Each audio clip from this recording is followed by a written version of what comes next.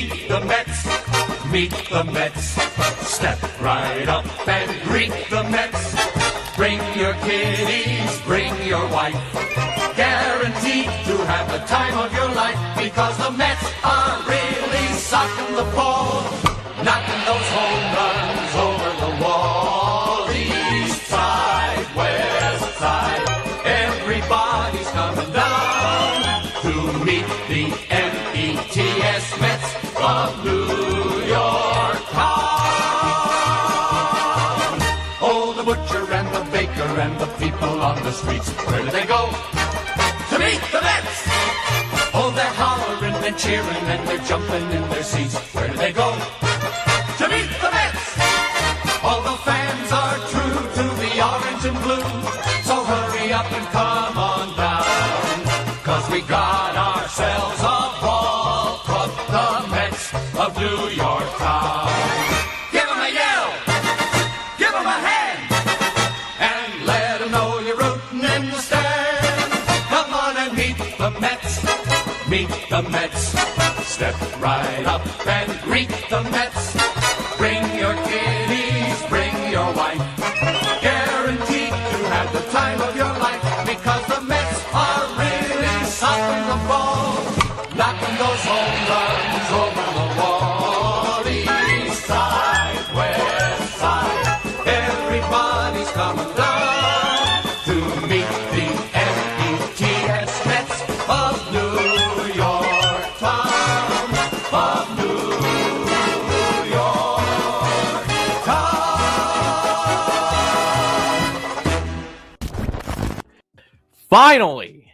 Finally, everyone, every Mets fan watching this live or on replay, do yourself a favor, pat yourself on the back for going through what was a literally ridiculous month and a half span to get some damn hires in. It has finally been official. We are waiting the word for it to actually be official, but it's finalized, so it's going through. Yes, Billy Eppler is the new GM for the New York Mets, so we're going to be getting into everything there is to know about Billy Eppler in this live stream. We're going to be getting our good friend at Draftneck Mark chiming in to share his thoughts as a fellow Mets fan and Mets podcaster in the next 20 minutes or so if you're watching this live.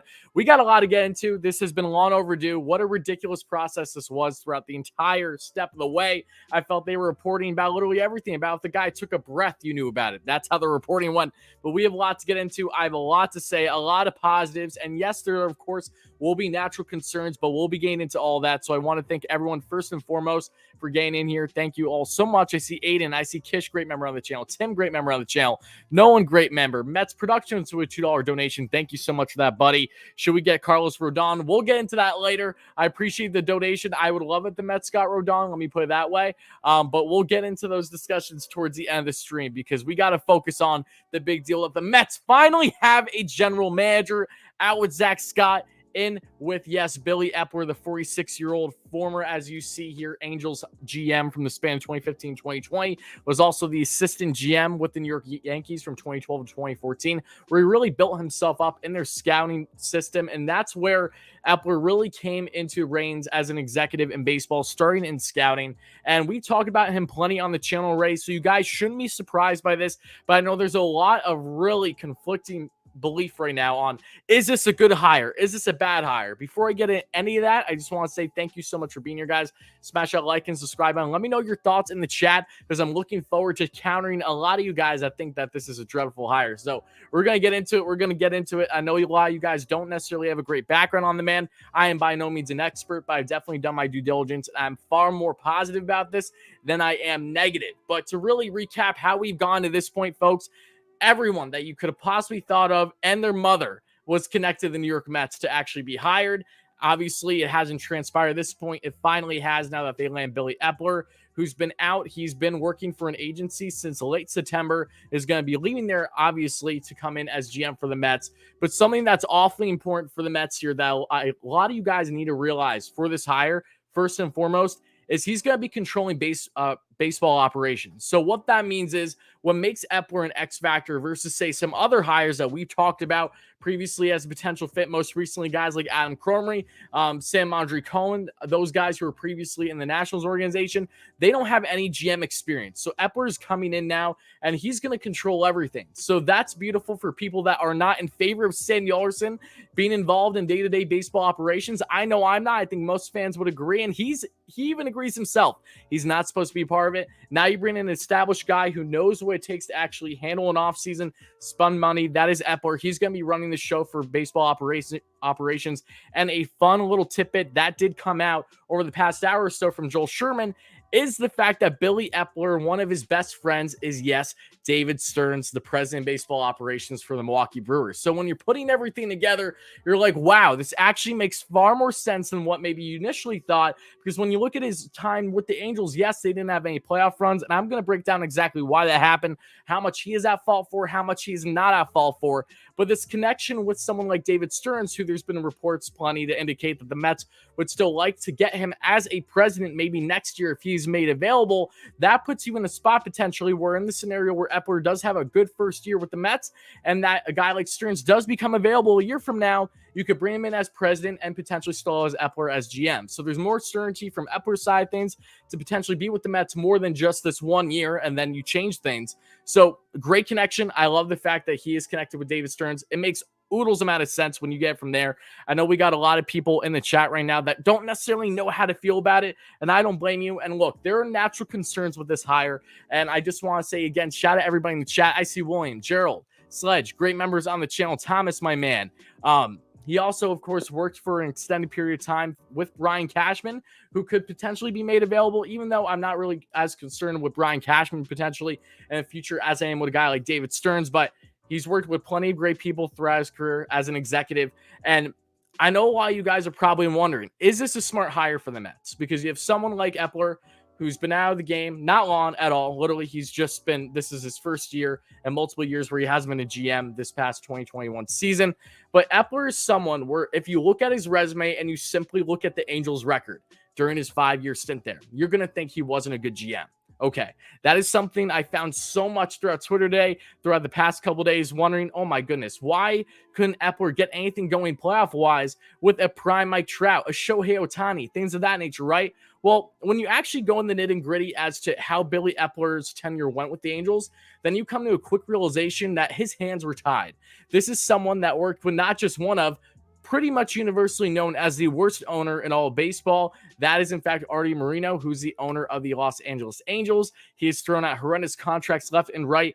And while definitely Eppler has not been perfect during his time previously as GM for the Angels, he didn't make every move fantastic at all. Just like normal GM, they didn't have a slam dunk on everything. But one of the biggest things that he had an issue with a guy like his owner, Moreno, was he intervened consistently. We're talking about a guy that made sure that Anthony Rendon was signed to that $250 million contract, wasting their space that they have for their actual dollars, and not the fact that letting a guy like Rendon's bad, but they needed pitching that offseason. So because they missed out on Garrett Cole and the Zach Wheelers of the world, reports indicate that Moreno went in, pushed Eppler aside as GM, pushed him aside and made a big name free agency signing for the sole purpose of making a signing because he was so mad that he couldn't land any of those big name pitchers. So they wasted their money elsewhere instead of holding it potentially for a further free agency. So that's one big red flag when you look at his scenario between Eppler, Moreno, his connection with Angels ownership during that 5-year span. It wasn't good. Other things they have taken into consideration. This is something with Moreno that's been going on more than Eppler's tenure. If we have any Angels fans chiming in, then you know very well ownership has been dreadful for years now, not just between the Pujols contract, but between so many things going awry for this. So after doing all the deep diving that I've done to this point, it has come to the conclusion that while Eppler has definitely made some not great moves, he's also made a lot of very good moves with the Angels, including the Mike Trout extension that should not be denied whatsoever. His scouting system, how he grew that up throughout his tenure now as an executive, how that benefited him, and letting Shohei Ohtani, the best two-way player in the world. That's not even close. This is Babe Ruth 2.0, and then some. You're looking at the Andrew Simmons trade in which he acquired him. That worked out fantastic. Multiple gold gloves, an absolutely phenom at in the infield position, defensively speaking as well. He's done great with his drafting, has really built a farm that when he went into GM for the Angels in the mid-2010s, they had absolutely nothing. We're talking about an Angels team that had a depleted farm system. He built it back up. He did some great waiver wire acquisitions as well, and he knows how to spend. And I'm going to get to the super chats in a second. Again, thank you all so much for chiming in, folks. But moral of the story here with Eppler, and I'm going to reiterate this a lot throughout this live stream as it's going to go on at least an hour, I'm sure. But the point I'm trying to make is this is someone that's been willing to spend, knows what it takes to actually handle a baseball ops to begin with. It built the entire analytics system for the LA Angels, something that he has been credited for during only his 5-year span there, is now coming into a Mets organization that has a polar opposite of an owner, Marino, because don't get me wrong, Marino has money, but his willingness to spend money is far different than a guy like Steve Cohen, because Marino only spends money when he wants to spend money. You get a guy like Steve Cohen now that doesn't just have willingness to spend money this offseason.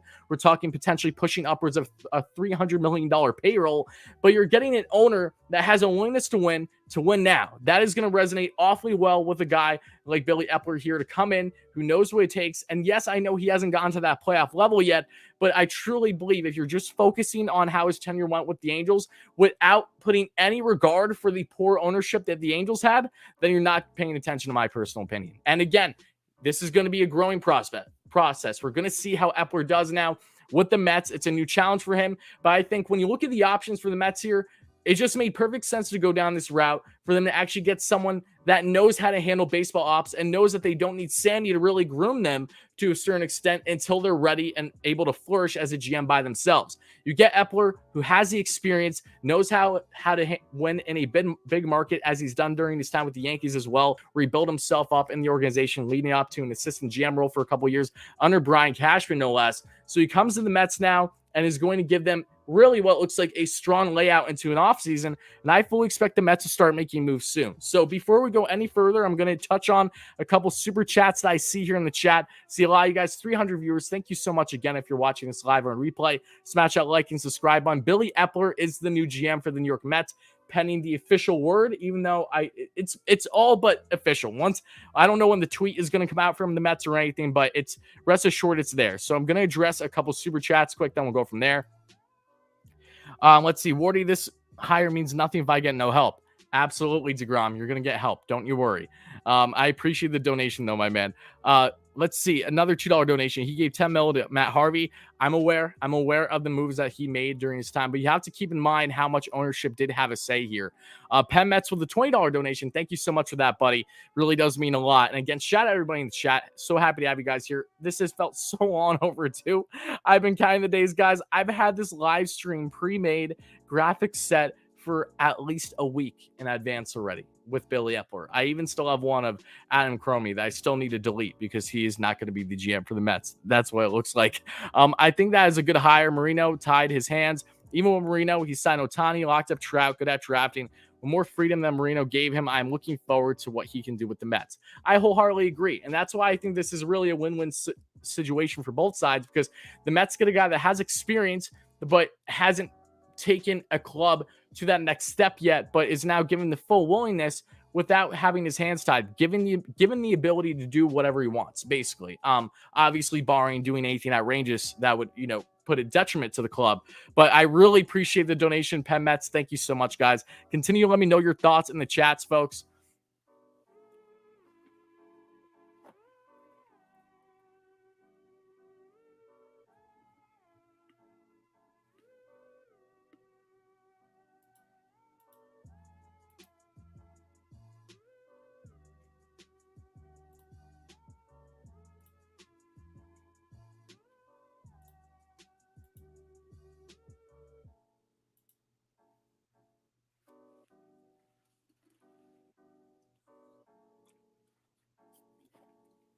My apologies on the delay, folks. Someone said he withdrew his name. We need to make sure that we need to know if that's actually true or not. What happened here? That would be so Mets if that happened. I hope that didn't happen, because everything's in line for it to be finalized right now. Can anyone confirm if he withdrew his name? Thomas, what made you say that? Again, because Thomas has been a good supporter on the channel, good mod. I'm broke the news of this hiring in minor league science. Tyler knows when I'm messing around. Oh my God, Thomas. Oh my God. Come on. I don't know when you're messing around. Oh my God. You just made my heart go to my ass in a second. Oh my God. Not the time, Thomas. Jesus. I love you, buddy. But that, oh my God. Not now. Oh my God. Making me look like a clown on my own channel. My goodness gracious. All right, we see a $5 donation here from Baseball Sports Talk. He did nothing in 5 years besides wasting prime Trout. Again, that's a casual outlook with all due respect. Even with bad ownership, that is not a very good GM. I think you're hyping him up too much. I don't think I am at all. I think I'm actually being very level-headed about Billy Eppler, because all that I've stated is the truth. So I appreciate the donation a lot. Baseball Sports Talks, thank you so much for that. But with respect, I will say that I have my concerns with Eppler. He needs to prove himself. He's now with a new organization. He's with the Mets. We have to see what he can do with different ownership like Steve Cohen now. Nothing is certain at all. I do not think that the Mets are going to go strut and win the World Series just like that next year because they got Billy Eppler. No. They have so much more work that they need to do here. It's not even remotely close. But the point is that from everything that has been indicated Eppler to this point, there are a lot of fallacies that are going on about him. And I really want to clear the air on the fact of how his stint with the Angels went, and why, if you simply look at the record for the Angels during that 5-year span, you're automatically going to think that, oh, he was a terrible GM, when in reality he wasn't, and he made a lot of really good moves. But again, ownership has been the biggest problem for the Angels for quite some time now. And that's why you even have Angels fans going out and saying that if you're not going to change anything, then put Trout and Ohtani somewhere where they can actually succeed. It's been that bad. But again, was there another donation? Did I miss any? I don't think I did. Again, shout out everybody in the chat. Appreciate you guys being here. Adam Rubin just posted. What did he put? What happened?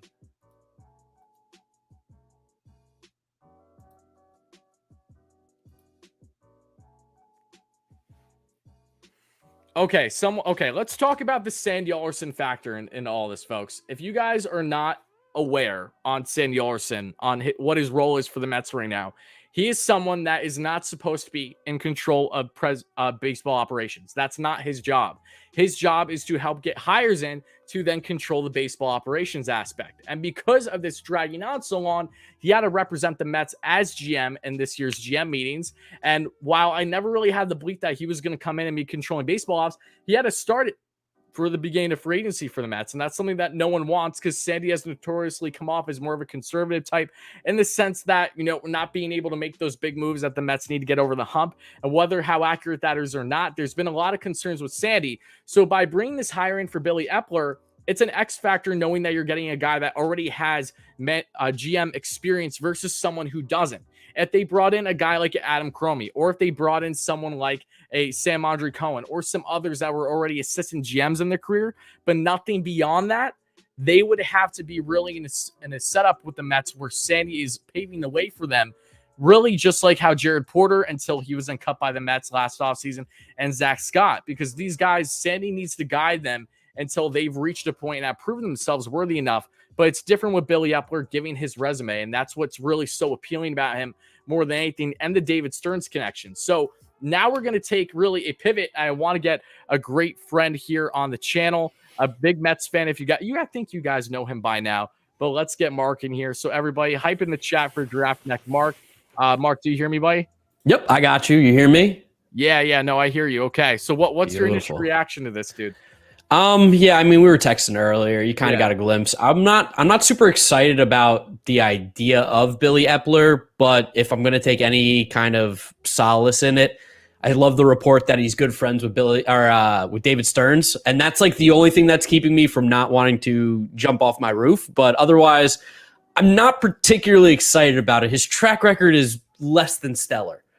It's less than stellar if you're looking at how his actual teams have performed, like with the Angels, right? But I'm sure you're aware to a certain extent, but we have to make sure that we don't forget how much ownership had pull with the Angels, something to this day. And that's why I think that him coming now with the Mets are in a spot where his hands, one, they aren't tied, and two, now he's a guy that's been willing to spend in the past, but now he's coming to an owner that's the richest in baseball from an individual perspective. So you have to think that that's going to resonate well with both sides to really just come in to help him control baseball ops right away and really make the most of this offseason and get the Mets back on the right track.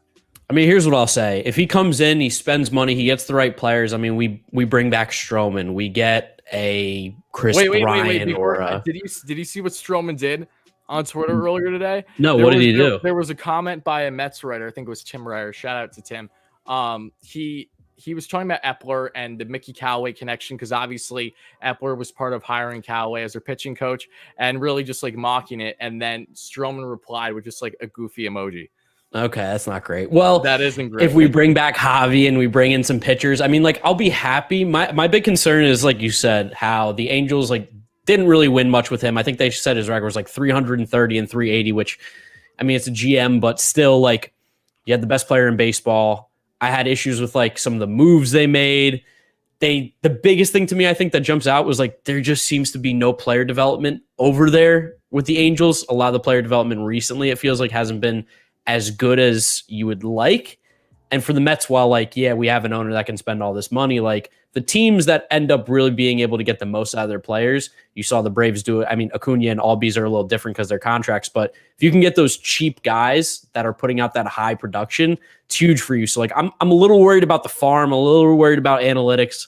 The Angels have been anti-analytic in the past too. So, well, do you know that Eppler actually built the entire analytics system for the Angels? Did he? Because Yeah. I'm not saying you're wrong. I just I know from guys that I've talked to on the Angels in the past, and this might not be a Billy Eppler thing. This could be because Socha was there, and Socha was major anti-analytics. Mm-hmm. That was very well known.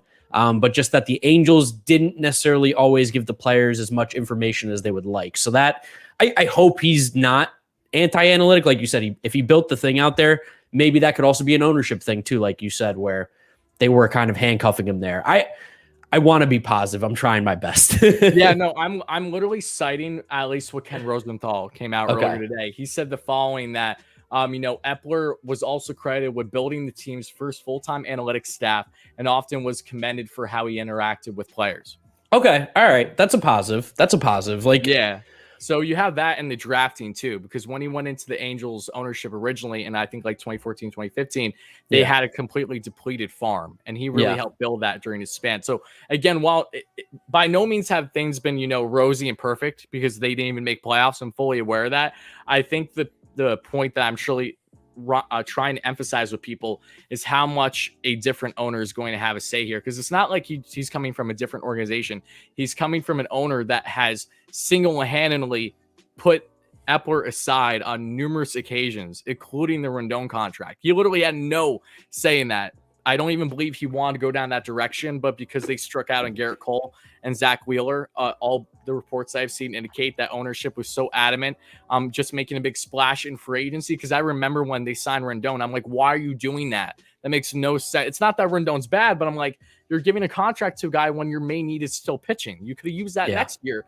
So it continued to put Eppler in a spot where he really wasn't having the true say, and a lot of dollars they could have used otherwise, maybe in the free agency the next year or something along those lines. I mean, listen, we've had an agent as our GM, so we really can't get worse than that. And I was slightly optimistic with him. So I just, I wanted someone new. I wanted someone fresh.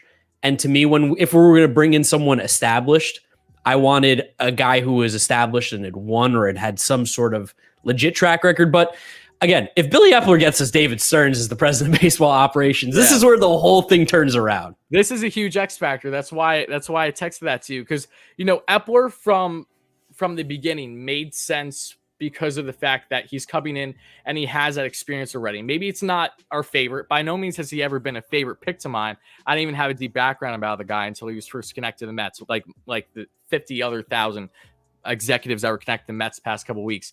But he's in a spot now where now you have the David Stearns connection that really could be more rationale behind what the Mets are doing, because you'd have to think that if the Mets are actually under the belief, right, that they want David Stearns as their next president, whether that's a year from now or multiple years now, because of course there's one report from the Athletics saying the Mets have a full belief that he'll be available in a year. And then Andy Martino goes ahead and says that the Mets have a belief he might not be available for 2 years because of the vesting option potentially. So there's all these different things going on. But if the Mets are going down the stance that they still really want Stearns, you'd have to think that's impacted the GM process to a certain extent, people knowing that they don't have job security after a year maybe. But two, if you get someone like Eppler and hopefully proves himself with the Mets in year one, and in the scenario where they do land Stearns, it feels like there's a far greater likelihood than not that he would, one, stay here, and two, just be a great duo for them hopefully in the years going forward. Again, in the hypothetical scenario where Stearns does become a Met president at some point.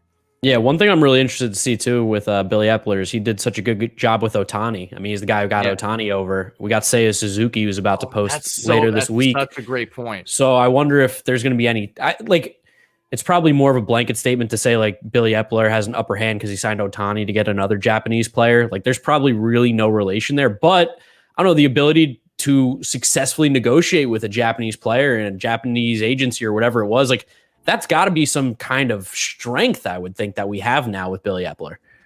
It's the willingness, right? Because the Mets have always been notorious as a team where you don't even give them the light of day that they're going to be able to land someone that just posted. Like, think of Sugano, even though he ended up going back last offseason. Like, there was some, idea that the Mets would be connected to him, and I think they were, but it just never felt realistic. And it feels the case for a lot of different types that are posted, from whether it's Korea or Japan or wherever. So this could be something that maybe leads to I know a lot of people that have at least been following the channel really want Suzuki in a scenario where Conforto goes. I always have concern with someone coming from a completely different league, how they're going to transition. That's the biggest thing. But he has looked like a phenom. So yeah, that's a great thing. Maybe this could help the Mets as well, internationally speaking, because one of the biggest things with Lenny Ohtani was his scouting background. That apparently helped a lot in the process of hiring him. So I wonder if the same can be said going forward with either someone like Suzuki or just others internationally with however long he's tenured as a GM for the Mets. Yeah, he's coming in such an important offseason for this Mets team because like we want to win now, and that's been like very well known, but we're not close, but we aren't far away. It's like so annoying to say, like, if we went out and got the right pieces, we can very much be a contender. It's just we need a lot of pieces, and it's got to be the right guys, and it's going to cost a lot of money. So I'm hoping that Steve gives him the keys and lets him roll, because we do need help if we want to be that contending team. It's going to cost stupid money. And I think what's important to realize, though, is that a lot of it is with the guys that we currently have. The Mets have going into this year's free agency, I think it was 9, tied for the most free agents, along with I think the Dodgers and one other team. So they have a lot in-house that they have to deal with. And with all these uncertainties, nothing personal against Sandy, but I don't want him controlling everything to start free agency. That's something that I personally don't want. I'm in favor of bringing back Baez. I know that he's completely on that train, which is a little surprising. I'm in favor of that. But between guys like Stroman, who I do believe should be a priority when you're looking at this pitching market, is going to cost a lot because of how expensive the pitching market has already begun. Maybe he's going to push upwards of 125 over 5. That's actually feels a little more realistic now than before. Conforto, what's his future going to be? So I think bringing Eppler here to really kind of have pull and say in a lot of this will be huge, because the Mets staying in house with, say, Sandy, or maybe if they brought someone else up in the organization to be as a current GM as just a placeholder, there's a lot of bias going on there. So Eppler having that outside perspective too, and one who's made a lot of really good moves in his career as a GM with the Angels. A lot of them just come off, a little underwhelming, because when you look, of course, at the actual results of their teams, but especially in the trade routes, the waiver claims, he's done a lot, and with his player development from drafting. So it's going to be really curious to see how he does with them. I want to know your thoughts, because I know you're not a Brad Ausmus guy. And of course, John Heyman has to throw out that he would be an ideal fit. I'm going to say, before you even rant about it, I do not think the sky's falling. Okay. Even in a scenario where that happens, I don't love it. Brad is by no means I would take Mike Schilt any day of the week over him if we're just basing off of success to this point.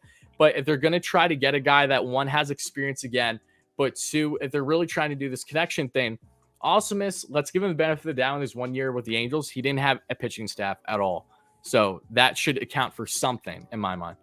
Yeah, I mean, we're in a spot in baseball right now where we know the managers really don't have much say at the end of the day. So and Rojas was a prime example of that after what came out. Did you see the comments by Chili Davis? Yeah, that article is really telling, and I think it just further proves, those of us who did support Rojas were probably even more right than we thought. The GM was calling the shots, didn't really get a chance. That being said, there are just, I don't know, man, there's so many smart people in baseball. getting Brad Ausmus, okay, Billy Eppler, whatever. Like he has done some things well. It's not my number one choice, but I can get behind it. Brad Ausmus, I just can't because that guy stinks. Like his brain is just broken. He was such a smart player. He was such a heads up guy as a catcher. Like I love the catcher hold build, but this might be a weird take. I'd probably prefer him over Schilt though, just because Schilt's real old school, and apparently the reason why he was out in St. Louis was because of how old school he was. So yeah, I know. I saw there was a piece breaking down like the potential like meetings that he had, and it just was complete back and forth on certain players and things of that nature. So obviously the Mets are going to want someone that's adaptive and willing to take analytical like type input. But also, I don't even know exactly how Epler's portrayal is going to be. I'd imagine it's going to be not drastically different than Zach Scott, but look, Zach Scott I didn't have a real personal issue with him, but he was someone that, according to Chili Davis, should have stayed in analytics. If everything aligned where he was really trying to do, the type Moneyball thing where he's configuring the lineups like night in and night out type thing. I don't think Epler is going to have that same approach at all. I think there's going to be less micromanaging, which should hopefully obviously benefit the Mets in the scenario where they bring in Ausmus, Schilt, or whoever. I don't necessarily think they're going to go for a guy that has no managerial experience, just because it seems like with a guy like Epler, they're trying to eliminate now, get some certainties and build on that and see how this upcoming year does. Yeah, that's the only issue too that I have as well is if it's not going to be some of the guys' names that are out there that are not as enticing as the manager position, I don't really know who it is going to be. I agree. I don't think it's going to be a first-time guy.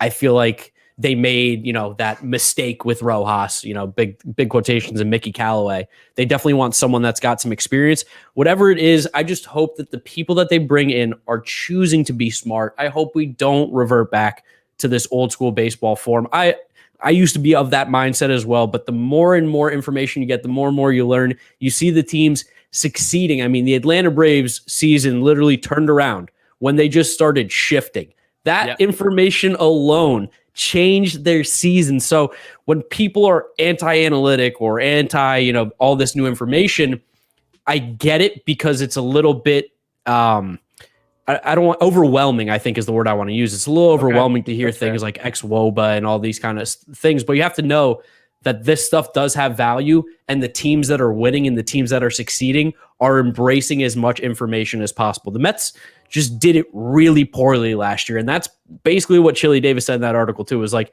yeah, they use analytics, they just use them wrong. Like they don't make sense. They're not good. Like that Jake Arrieta example was so perfect. With the changeup percentage, and then knowing that naturally from what they've seen, he uses it at least twice as much every single time he goes against the Mets because he knows it does well. They go with the idea that no, that's not going to happen. It happens. He gets a win. I remember that game too.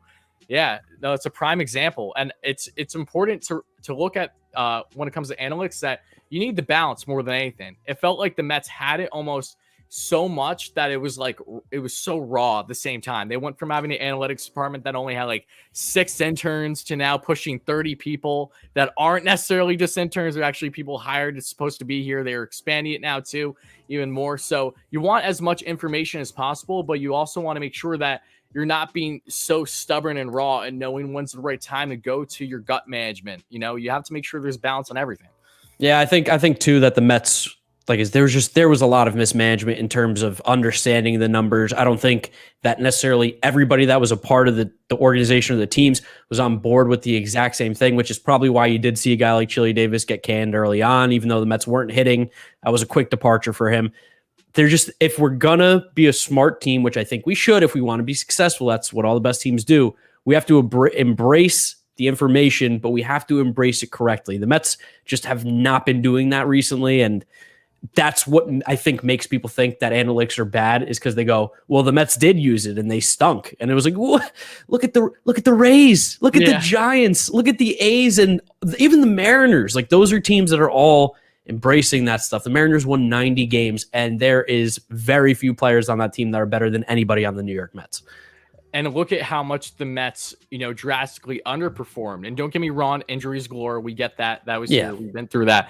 But at the end of the day, to see the amount of guys that had either career worst seasons or just so below what was expected from healthy players too, there had to have been more to that, right? Yeah. It's not just a culture thing. It's clearly going by the numbers as well and how mismanaged they were at times. So Epler hopefully is going to come in and bring that stability for things. I'll be curious to see who comes in potentially as his assistant GM. Maybe they do pivot to a guy like Cromie or Mondry Cohen that was in connection lean up to this point as an assistant or something along those lines.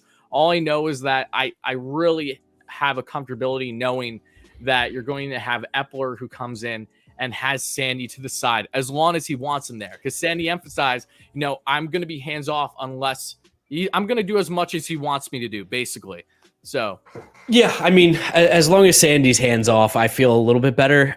I'm going to need you to talk me off the ledge whenever I'm feeling crazy and down about Billy Eppler. I'm coming to you, and I'm going to get some sense talked into me so that I don't feel bad. But this is one of the few times I'm going to be a down Mets fan, and I'm trying my hardest not to. Yeah, I would be optimistic again, like I said, because of the experience factor here. I think it would almost be, while I definitely liked guys like Cromie's resume and Mondry Cohen, maybe they will be in connection with the Mets at some point for, a smaller hire, like I just mentioned. But knowing that they would have came in and this really would have been a second consistent year of what Jared Porter and what Zach Scott was originally supposed to be as GM and assistant, with Sandy really paving the way and then over time gain more hands off. Well, Sandy paving the way could last for an entire offseason. Last time I checked, this offseason really dictates the entire season upcoming for the Mets. So if you're going to have him having heavy pulling things, there's a solid chance that maybe that is going to be the X factor. Maybe you're losing Michael Conforto when you should keep him or something along those lines. So I think it's really, really vital for the Mets to make sure that they're in a spot now where you have Epler and he can be able to really free range and do his things, something that he was never given the opportunity with the Angels. And let's not forget the success he had during the Yankees. Like, he built himself up through scouting with them, assistant GM under Cashman.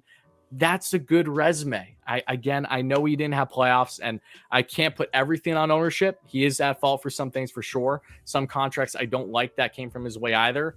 But knowing that's a change of scenery, knowing that he has a different opportunity, I think he's going to really excel at, because he's also coming from a position that really he didn't have any reason to leave with the agency he started with in late September, making damn good money there. So if he's coming now to the Mets GM, you'd have to think that he's going to really thrive the best of his abilities and take full advantage of hopefully what's being given to him now in this role.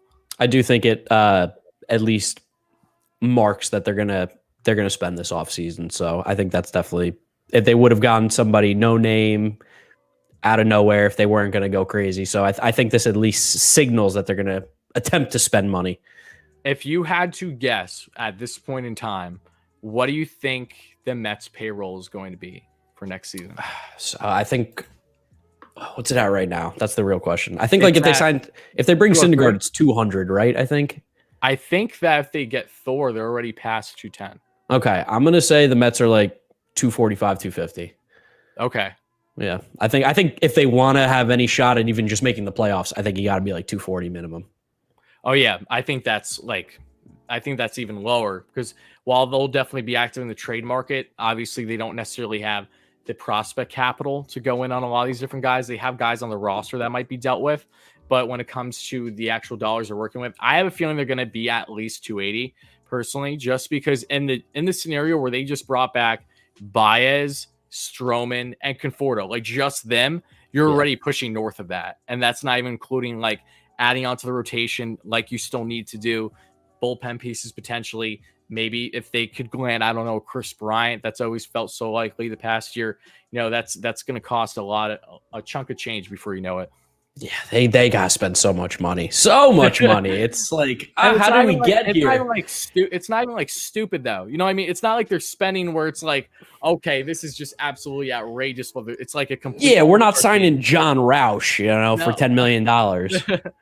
Yeah, no, it's still a work in progress, and we just got to hope that, this is the start of something good. But Mark, I won't hold you up much longer. So any final kind of comments about Epler in a nutshell? Maybe what are you hoping is the first move for the Mets in free agency? Like Thor, do you think he's going to accept because he has up until Wednesday? Do you think the pitching market changes that at all for him? Baez, etc. I'd personally like the first move to be to re-sign Stroman, but I think Stroman's about as good as gone. So I think that's unfortunate. Yeah. But I would want that just because Stroman's going to make 30 starts every year for that entire contract. He is going to give you the value. He's going to be able to get those innings. That's something that, I mean, we saw with Zach Wheeler this year in Philly. It's so valuable. It's so incredibly valuable. So I wish Stroman would come back. Probably not going to happen. Just get good players. Get good players. No more Albert Almora Juniors. I don't want to see those guys on the roster, please. And Billy Eppler, please prove me wrong. Make me eat my words. Make me look like an idiot as I do with all my other takes sometimes. Make me look like a fool and just make it happen. Win a World Series for us.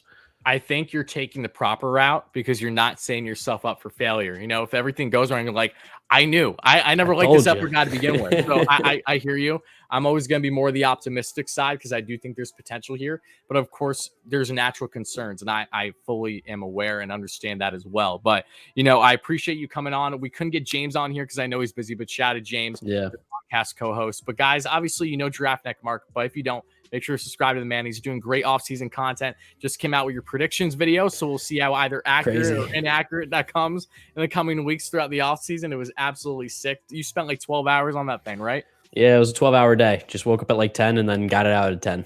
Yeah, that's the grind, baby. But love to see that. And guys, of course, make sure to check out Giraffe Neck Mark and his podcast co-host and James Shiano for the Mets Up podcast. They're doing great things. I'm sure they'll be back on the channel very soon this off season. Yeah, definitely make sure to listen wherever you get your podcast and on YouTube.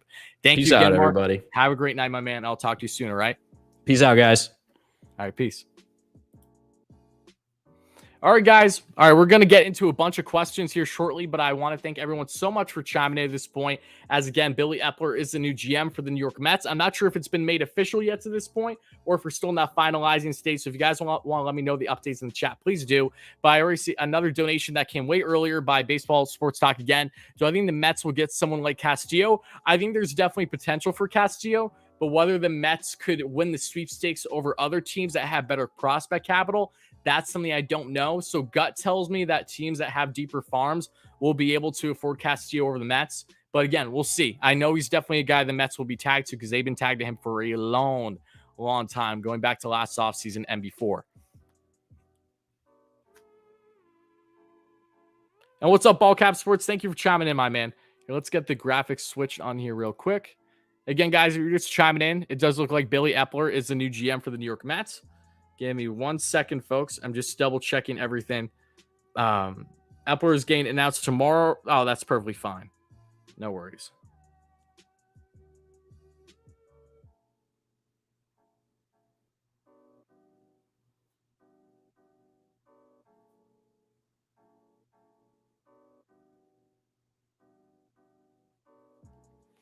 Okay.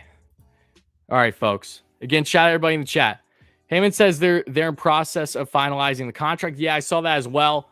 It looks like that Eppler might not become official until tomorrow. That doesn't matter, though. It doesn't change anything here on what we need to break down. So, again, Billy Eppler, a lot of things that I like about him. I have my natural concerns just like anyone else.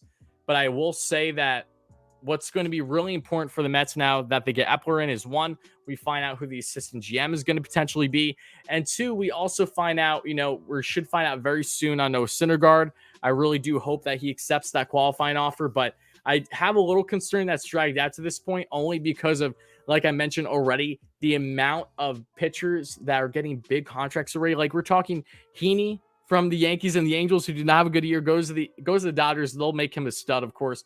The Southpaw, he signs a 1-year, $8 million deal. We just saw Rodriguez, the Southpaw from the Red Sox, go to the Tigers, signing a 5-year, $77 million deal. So you'd have to think that guys like, even in Thor's range, could potentially be approached on a bigger contract. I just hope the Mets can keep him more than anything. We're going to double check on something quick, and then we'll go from there.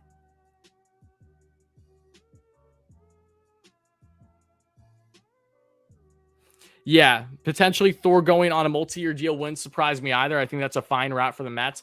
Maybe an incentive type deal as well. But I will say, I think that really just goes in hand with the matter of how much the pitching market has changed money-wise this much already, this free agency. Because you go from having the pitching market in one route where it was flooded, so maybe you thought, oh, it wouldn't be as expensive. But no, it's really expensive. So Wouldn't be surprising if the Mets maybe get him on a multi-year deal as well. As long as the Mets don't lose Noah Syndergaard, that's all that matters to me. But to retouch on things again, Billy Eppler is looking like he is the new GM for the New York Mets. I'm happy about it. I'm content. I'm not jumping for joy. This isn't the same feeling that I would have had about some other people that were connected to the Mets to begin this offseason.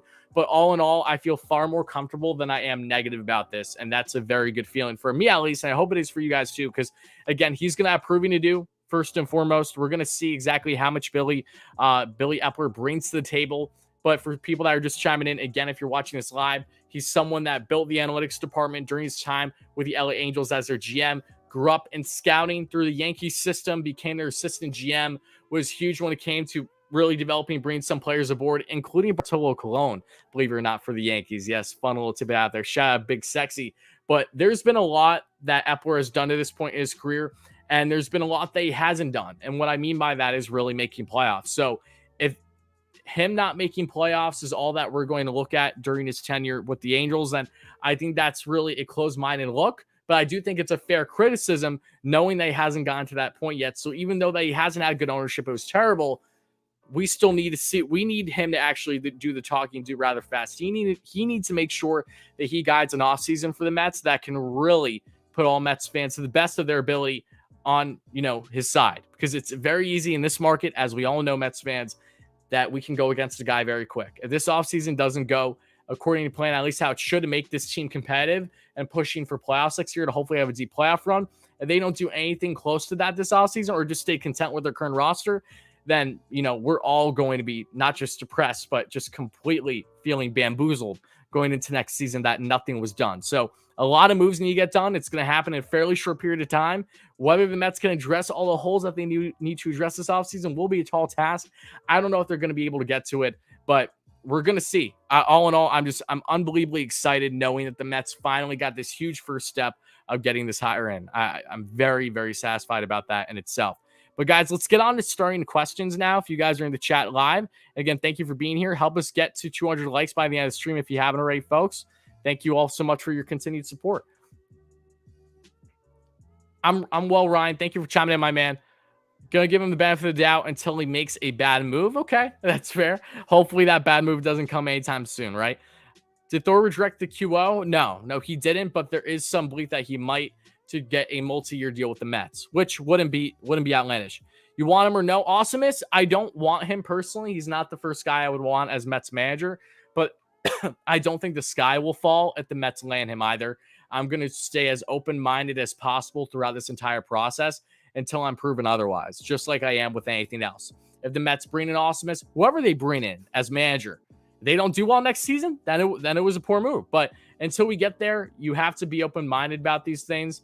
And I just truly hope that regardless on who the Mets bring in as manager, that they don't micromanage up the ass or put him in a spot just setting him up for failure. The Mets have a lot that they need to learn from this past season. And I really hope that the start of this Eppler signing is an indication of you are, in fact, learning.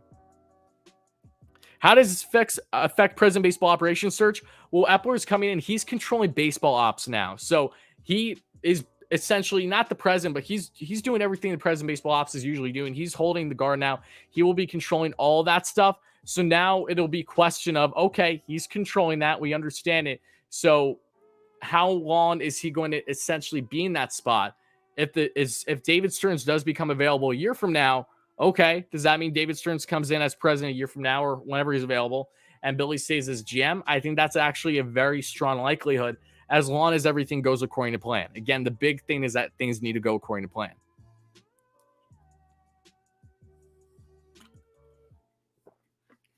Dolores says, boo, ? I don't think this is a boo. No. Does the hire shed any light on the manager spot? Yes, it does. It does in the sense of Awesomeness, just because there is connection there. Obviously, Brad Awesomeness was a one-year manager with the Angels during Eppler's time as GM. Awesomeness was dealt a bad hand. I will say, he has 2 winning seasons in 5 years as a manager in the league. 4 of those seasons were with the Detroit Tigers, 1 in 2019, most recently with the Angels. And during that time, the Angels didn't have a pitching staff. By no means did they have any starting pitching wise, that could really help make you any type of a playoff team. So how much do you blame that on, how much should we blame Awesomeness for the lack of success the Angels had in his 1 year? There's definitely blame, of course, but also keep in mind that he doesn't control the roster he's working with. So, like anything else, I don't think it would be surprising if Awesomeness comes in as manager, but I do hope that the Mets are not just simply sold on him right away. I do hope that they continue to do their due diligence through the process. Look at guys like Schilt, look at other names, maybe guys that have less or more experience, depending. I think they're going to weigh all their options just like they did with this managerial search. I'm not managerial, GM search, pardon me.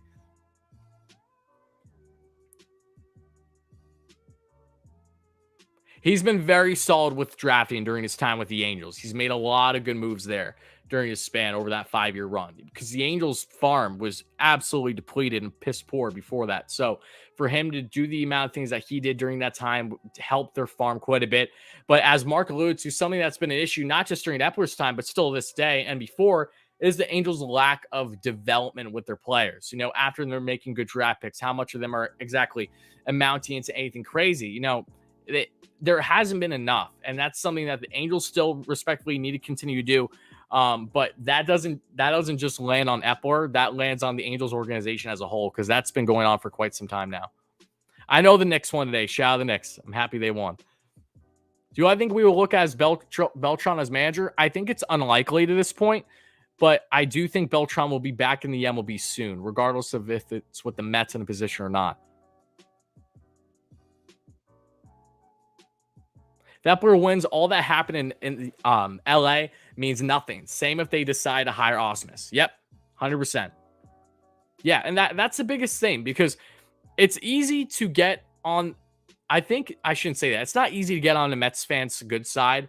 We made that well aware, but it's really easy to get on their bad side. So it's important for Epler, not just for the club, but also for us fans to be given the impression that we are for sure on the right direction next year, meaning that we're going to have a killer offseason.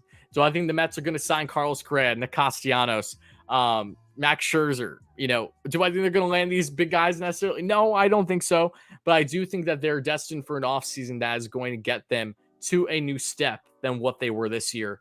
Hopefully significantly. But again, a lot more goes into it than just the player acquisitions. It's the culture that's going on in and out of the clubhouse. And it's obviously who's guiding them, who is their leader managerial wise, the whole entire coaching staff, and of course, general manager. What are my thoughts on Ron Washington? Washington feels like someone that's a little too, for me personally, I think he's a little bit too old school, to the point where I don't necessarily know how he would resonate with the Mets. I don't think the Mets want to go the Ron Washington route down, if I'm being honest with you. I don't really have anything much personal against Ron Washington, but I just don't think the Mets are going to go down that route personally. So unless I'm proven otherwise, I don't think that is going to be a route they go down.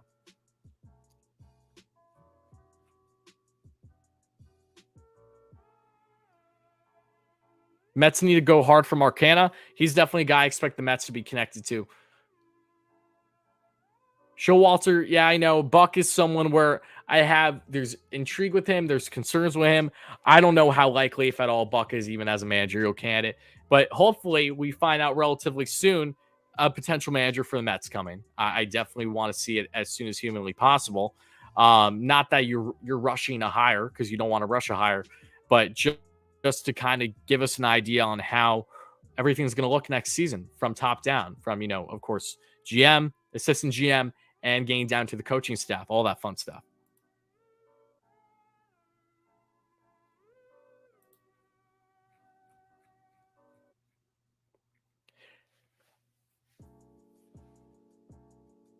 Who would I like as manager? I don't really have a personal Bob Melvin was my guy first and foremost, and then when he went to San Diego, I was like, okay. I don't really have a huge preference for manager, to be honest with you. Bob Melvin was the only guy that I actually had really a wholehearted personal connection to. Now that he's in San Diego, I'm just as curious as any other Mets fan is on the route they'll go down managerial wise. And guys, we're getting awfully close to 200 likes. We're only like 50 away. So again, continue to smash that like and subscribe on. And also, if you're new to the channel, if you enjoy consistent Mets content like this, where we break news as it happens, whenever it happens, make sure to smash that like and subscribe on. Help us get a 10K subs. That's what we're trying to get by December for winter meetings. Hopefully, we don't get too long of a lockout, if at all. But that's our goal by there. And again, thank you all so much for the continued support, folks. I know it's not personal, but you haven't seen my comments since 9. All good.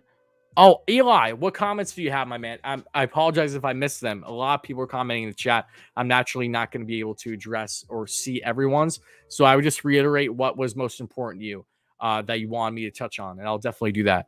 What do I think of this move, Wardy Zuris? I think this is a very solid move for the Mets GM-wise. It's definitely not a favorite, but I have far more optimism than I do have concerns, but those concerns hopefully get addressed and are, buried down rather quickly this offseason. But I really am curious, as some of you guys are talking about Seiya Suzuki in the chat. If Brandon Eppler will have any impact in that scenario, we'll see. But I'm pretty intrigued knowing that the Mets are bringing someone in that has done well with international scouting, because that's something that the Mets have struggled with and really haven't been a desirable destination for, as long as I've known as a young fan. Suzuki is perfect. I've watched him destroy my team for 4 years straight. Plus, he's a great power hitter with an amazing cannon of an arm. Love that. Third base, what's the plan? I think they're going to address third base through free agency first and foremost.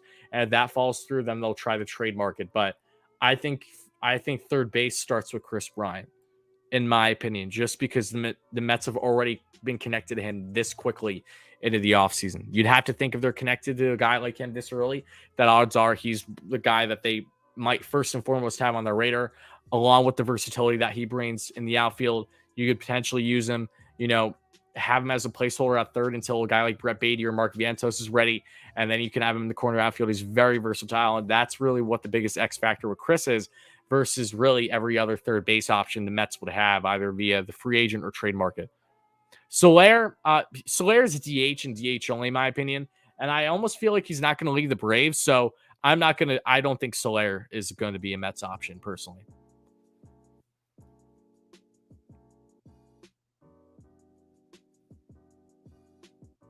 I'm here in LA and have watched Angels last few years.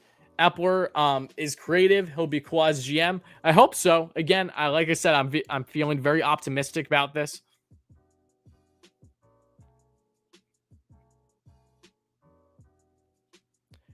Do you think if don't get Brian, we go for someone like Chapman? Yes, I think Chapman is almost inevitable to be traded this offseason, and his value is lower than what it was just a year prior. So I do believe the Mets have the necessary assets to acquire him.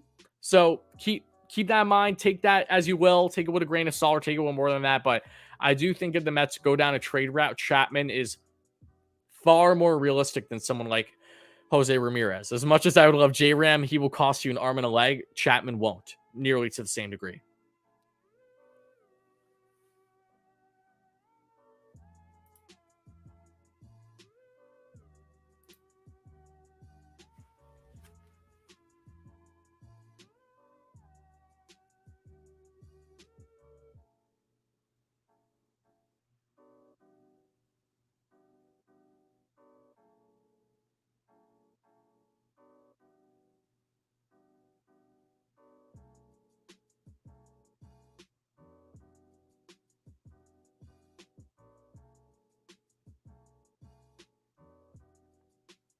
Yeah, so as of now, as we're watching live, folks, it looks like Eppler will be finalized tomorrow. I would assume in the morning.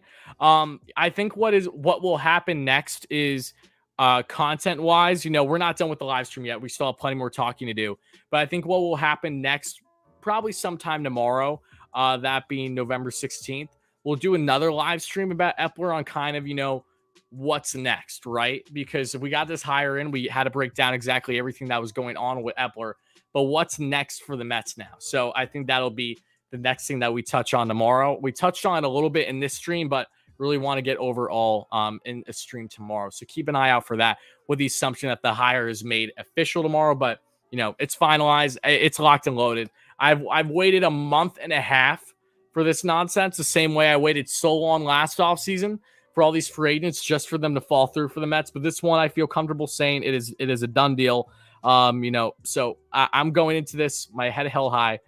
Billy Eppler is the new GM for the New York Mets, and until something goes wrong, I like it. I like this move quite a bit. Sandy isn't going to be fired. Stop it. I don't care if you guys love or hate him. He's not going to be fired. Not right now, at least. I assume Sandy will be with the Mets throughout the year, and then maybe he'd be parted with after this upcoming year, but we'll see. Love your show, my guy. Thank you, Blue Squad. I appreciate the kind words. Eli says, I'm pretty happy about Eppler. He has experience, so together with Sandy and Uncle Steve, this can def work. Originally liked Mike Schilt as manager, but after what you said, maybe bench coach is better role. That's potential too. You have to realize that just because the Mets are being connected to certain names, managerial-wise, whether it's Awesomeness, whether it's Schilt, whether it's Beltran, whether it's someone else, right? It doesn't necessarily mean that they would, one, be hired, or two, even come in as a manager. There's a solid chance that some of these people that have been, looming for a bit as possibilities as manager come in, but as a bench coach. Maybe they come in as a hitting coach, something along those lines. The Mets have like an entire coaching staff they have to cultivate this offseason outside their pitching coach and Jeremy Hefner. They literally have little to nothing outside of that. They have so many holes to fill that aren't, before you even get to the roster. They have so much that they need to do still. But this is a great stepping stone, biggest hurdle by far that just dragged out so long. So as I said in the beginning of the stream, and I'll say it again, if you're just chiming in, folks, make sure to pat yourself on the back. You went through it. We went through this together, Mets fans. Now we can look at what is next for the Mets. And we'll talk more about that tomorrow, as I alluded to already. Eppler was let go by the Angels because ownership, first and foremost, them not making playoffs, biggest driving factor there. But ownership is just horrendous with the LA Angels and has been for a while now. Any Angels fans will tell you that exact same thing.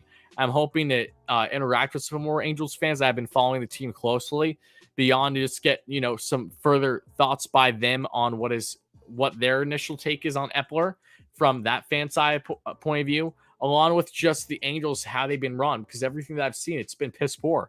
And I feel bad. I feel terrible for Angels fans. They don't deserve that. Imagine not having not one, but two generational talents on the same team, and you can't even sniff playoffs. It's disgusting.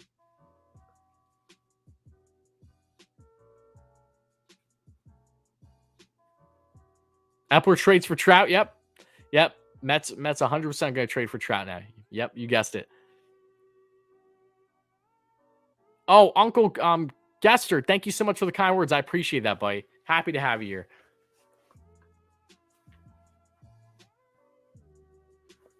I know Marino wanted Madden. Yeah, that's why. A lot of people in the industry believe that Osmus was not given a fair shot because it was only after 1 year, and Madden was definitely a huge factor into that. So we'll see. I know Osmus is in contention for manager again.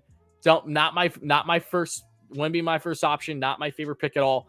But I'm going to stay as optimistic as humanly possible, because if Eppler direction has proven us anything, guys, it is that the Mets preferred a route of someone with experience, but still has the drive, given their options, given the fact that they were not able to land anyone from really opposing teams because they were not allowed to get interviews done to actually land these people, or from some scenarios where they were declined, and a lot of them were for people rightfully so. It makes sense that they wouldn't want to leave their current position, and when not even having certainty without a president in place, because you could be GM for a year and then say David Stearns comes a year from now, then you don't know if you're even going to be able to stay put. So a lot of things went to this point, but Eppler brings some stability. He brings you comfortability, knowing you have someone that knows how to handle winning in a big market, that being New York specifically during his time with the Yankees, which he spent multiple years in, again, building his way up through the scouting to then becoming assistant GM under Brian Cashman for a couple of years before taking the GM job right away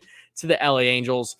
And I think we're going to see a Billy Eppler that by no means do I think he's perfect. Do I think he's going to be perfect during his time as GM? Hell no. If he does, awesome, but I'm not betting on that at all. I'm an optimist, but I'm a realist more than anything. You have to make sure that you're prepared for things that are going to go wrong. And yeah, nothing's going to go perfect for the Mets. I expect them not to have a perfect offseason. I hope it's really good, but I think Eppler is coming into a spot now where he's given an ability he just simply hasn't had before. And you'd have to imagine someone like him, with his makeup, with his experience, is going to do his utmost to actually thrive in that scenario, to actually look at Steve Cohen and say, hey, you got the money. I know how to spend. Let's do this together. Let's get rolling. Let's make some big moves. So I'm just really curious where I love being excited at this point in the offseason. If it's the calm before the storm. We don't know how much moves potentially will happen prior to a potential lockout that would come in December once the CBA expires. I really hope that isn't long. I'm stressed out about that naturally, just because that could drag out a week, couple weeks, could drag out all the way upwards of February, where there's just no free agency signings or moves that they're trying to get the CBA figured out. The trade market would be hotter if that one extended for multiple months. But I'm just really, really excited and looking forward more than anything. And I have a sigh of relief now knowing that the Mets finally have someone in place that actually knows how to run a baseball team. This is not a Brody Van Wagenen situation, thankfully, nor is this a situation where you have young executives that have no experience, where Sandy needs to pave the way for them until they're in a comfortable spot. The Mets are finally in a situation where they just bring in a guy that has the experience and say, hey, I'm going to take this. We're going to go here. We're going to see what happens. So I'm because of that reason in itself, without even connecting the good things that Eppler's done in his career as a GM and assistant GM and a scout, that this is a good sign. I think this is a step in the right direction, more than anything for the Mets. Mark, what's up, my man? Gigi is here. Gigi, we'll get her streams again soon. I know we haven't. In case you guys don't know her, Gigi is my Lionhead buddy. She's adorable. I normally bring her in my live streams during the season for the Mets. If the Mets are when I do in-game live streams, if the Mets are losing, I normally bring her in as a rally rabbit. Like Rally had, I bring her in as a rally rabbit holder for an inning. Help the Mets come back. A lot of times the Mets have, and we actually got really hyped up about that. But yeah, Gigi will be back in the streams and some content throughout the offseason. Definitely keep your eyes peeled for that. I think the Twins are still interested in trying to trade. Well, Kenta Maeda's career might be done. He just had a really significant injury, so I wouldn't worry about him.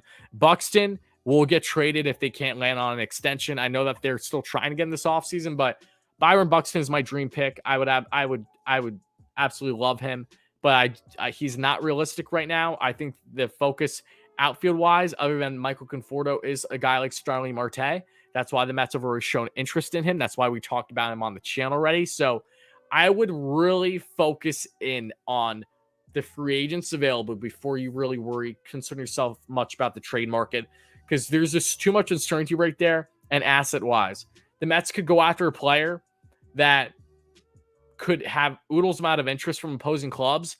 And something that this year's trade deadline proved to us Mets fans is that prospect capital takes you a long way. The Yankees have built it for years. The Dodgers have built it for years. That's why they were able to make the moves that they did. You can't blame the Mets for not doing too much more than what they did, because in reality, they don't have the prospects to part with. They're not going to give up a Francisco Alvarez.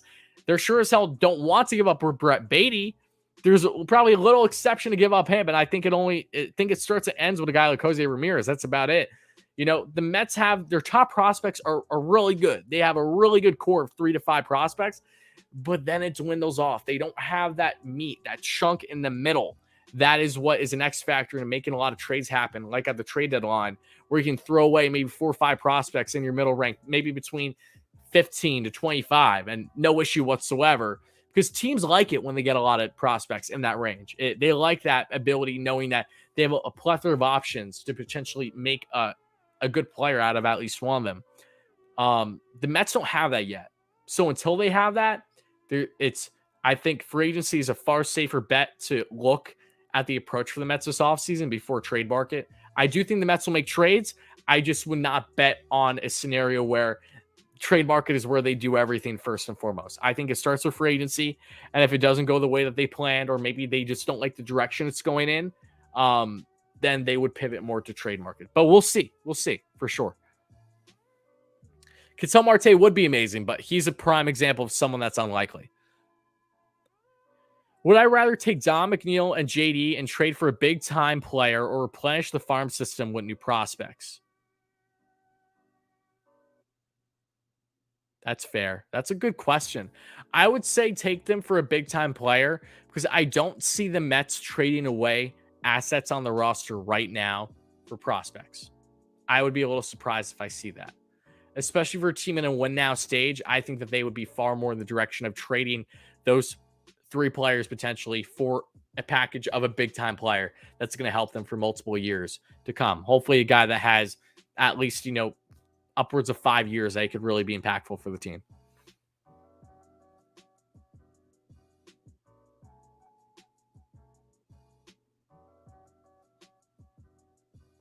Excited about the first two rounders and hopefully a comp pick for Conforto.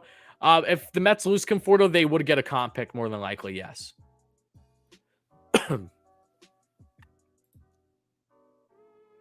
20 likes away from 200 already in the chat. Thank you again, guys. Smash that like and subscribe button if you're just chiming in. Mets do have a new GM. His name is Billy Eppler. It should be made official shortly after you're watching this live or on replay the following day. And like I said, we'll be back live again tomorrow to talk more about Billy Eppler and what is next for the Mets.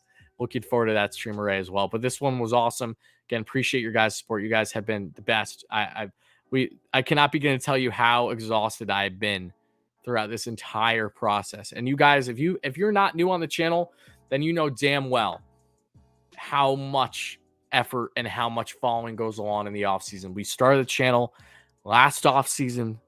I did more. And anything and everything Mets we covered on the channel, and we did hours upon hours on end of live streams. We've done 8-hour live streams. We've done did we do a 12-hour live stream? I know we did 8-hour. We've done numerous 4 to 5 hour live streams on, waiting for news to happen just for it not to happen.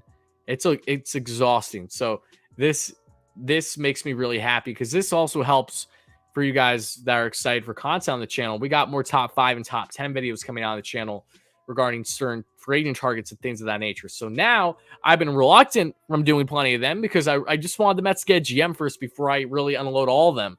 Now they get a GM. So now we're going to get an idea very soon on really their outlook this offseason outside of what we already know from Sandy Alderson to this point. And that's very, very exciting. Oh, Yoshima, great member on the channel with a $5 donation. Thank you so much for the dono, Yoshima. Love you, buddy. Can confirm Wardy is the GOAT when it comes to Mets coverage. Best of the best. Don't ever miss it. Oh, thank you so much, my man. Really, really appreciate that. You're always too kind. You've been here on the channel a while. I know you're an OG. So thank you again for that, buddy. Hope you're doing well. I bet they sign Marte, whatever it takes for 2 years. I don't think Starling Marte gets. I think at minimum Starling Marte gets 3 because of the amount of teams interested in him. What did I think about the Steelers tie? As a Steelers fan, I didn't watch any of the game, and I'm thankful I didn't because apparently it was an absolute clunker.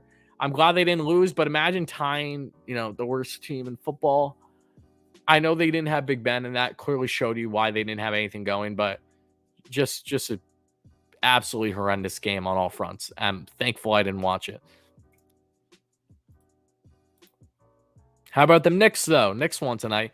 I got to watch the highlights because I wasn't able to watch that because we were stuck doing this as well. Shout out to my Knicks fans in the chat.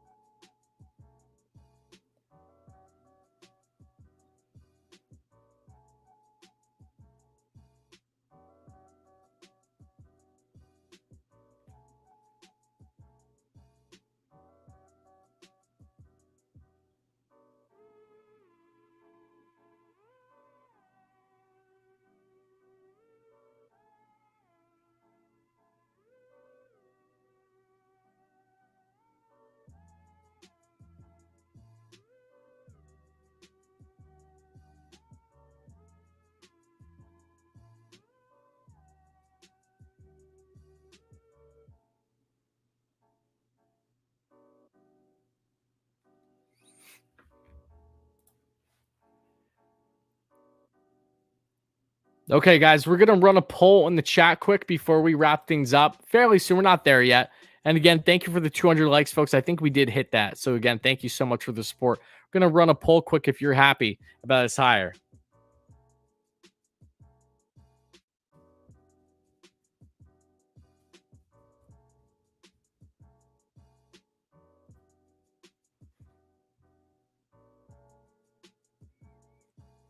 All right, folks, the poll is in the chat. Make sure to hit yes or no. I'm curious what everyone's thoughts are on Billy Eppler coming in as GM for the Mets. Hate to say it, but Nimmo has been injured.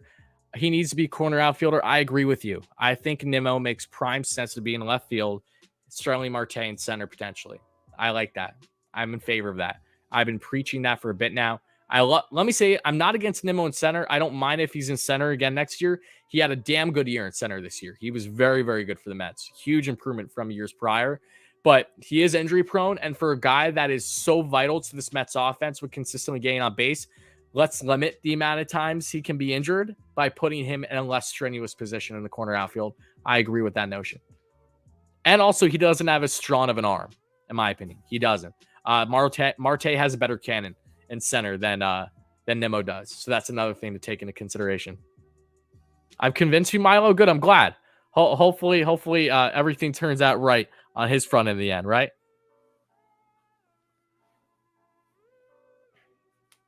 About time. I agree, Steven. I would make Nimmo a fourth outfielder. Not going to happen, Gerald. I know that he's injury prone, but there's no denying the impact he brings to this team when he's healthy. Brandon Nimmo is a top 5 on base player in all of baseball. He cannot be your fourth outfielder. It simply can't be done. He has proven time and time again just how important he is to this team and how much they lack a consistent flow offensively, or at least potential of having guys on base when he's not in the lineup. Are they getting rid of the second base rule in extra innings? Yes. Yes. Full belief is that they are.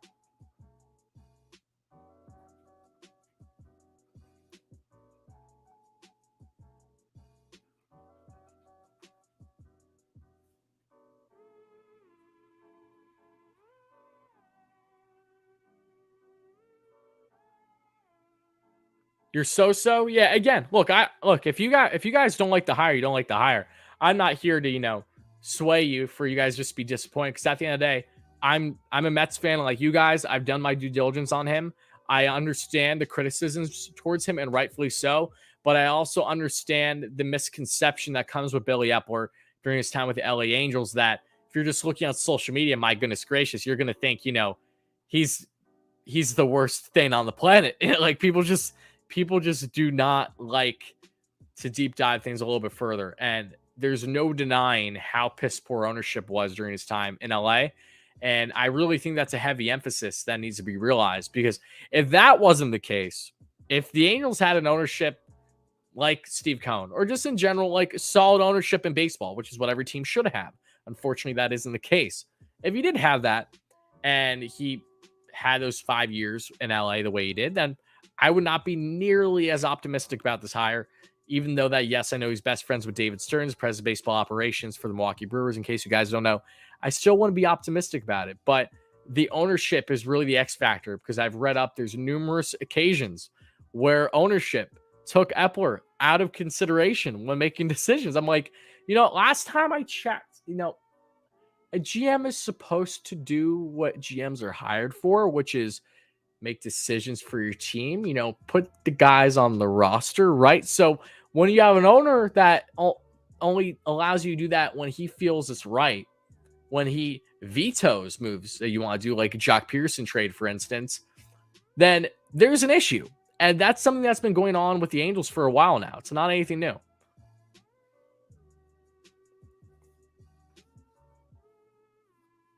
He did inherit Pujols and Hamilton contracts. Let us not forget that. 100%. Yes. Imagine oh my goodness. Eppler came into GM for the Angels with 2 god-awful contracts that were completely a detriment to the club and a piss-poor farm system.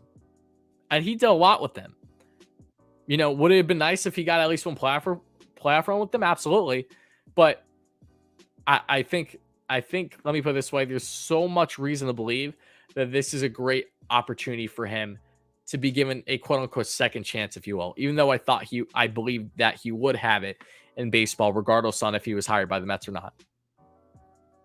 What notable draft picks did Eppler make? Joe Adele, someone who's still, in that process of being what Angels fans want him to be. he was a huge pick for them. I actually have a list here from a great article that I recommend you guys check out. It's when you look up Billy Eppler, it's called The Good, the Bad, and the Ugly from Billy Eppler's tenure as Angels GM by BJ Marin. So shout out to Mr. Marin for this piece, because this definitely helped with some information. I've referenced this one specifically when it came to certain players, prospect-wise, that he's drafted, because it has a good layout in here. But it highlights guys like Joe Adell, Griffin Canning, Brandon Marsh, Jordan Adams, Jeremiah Jackson, Will Wilson, Kyron Paris, Reed Detmers, David Calabrese as some, and there's plenty more as well. But coming into a system that had little to no depth, he really built quite a bit over his time. Which team could use McNeil the most? I think the Mets could use McNeil the most, to be honest with you. I think, but the biggest issue with Jeff with the Mets is, where are you going to play him? You know, I think Jeff would be awesome as an ultra utility guy, but I don't know if the Mets are going to do that when they know the potential value he could bring in a potential bigger deal with other assets, even with the down year that he had. So a lot of teams could use a McNeil. They really could. The Yankees could thrive off of a guy like McNeil. I pray he never goes to the Yankees, but the Mets need guys like McNeil in the lineup. But my natural concern with him, first and foremost, is one, where is he even going to play for the Mets next year? Two, how is relationships things going between himself and others from comments that we've seen of recent? I don't know. Let me put it this way. I'm not in favor of parting ways with Jeff McNeil, but if the Mets do it in a deal that's appropriate, where it's going to benefit this club for a position that can be addressed versus someone that doesn't really have a spot on the roster based on position, then I'm content with that. I'm okay with either route as long as they make sure that it's worthwhile in the end. The last thing I would want to see is the Mets part ways with Jeff McNeil and have it just be him and get a small return back. That's a Justin Turner, Daniel Murphy 2.0 situation bound to happen. I know he's going to thrive. I know he's going to have a huge bounce back year. He's going to get back to being that north 300 plus average hitter, consistently getting on base guy again. I hope it's with the Mets. I'm not sold that he will be here next year. I wish I had more confidence than what I do right now.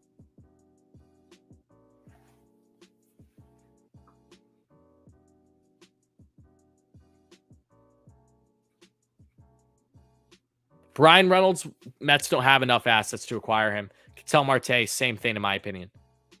That's a Yankees discussion, not a Mets discussion. And it's not based on money you're dealing with. It's based on assets that you can give up.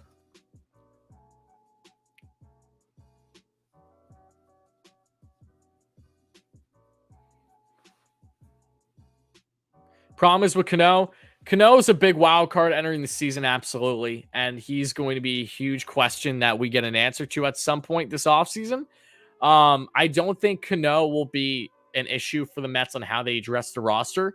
I think Cano is just what sucks is you're not going to really be able to lose that contract. I don't think the Mets are going to be able to get a suitor for him. So he's probably just going to stay off the bench or get some time at DH and let that be what it is. But the Mets don't need to have him as a starter every day or anything like that. They can afford to eat his $20+ million for another year or two, however they want him to be impacting on the club. Whether he has a decent impact or no impact, they can go about it however they wish, because Steve Cohen can afford to eat that contract if everything that we've learned at this point is true.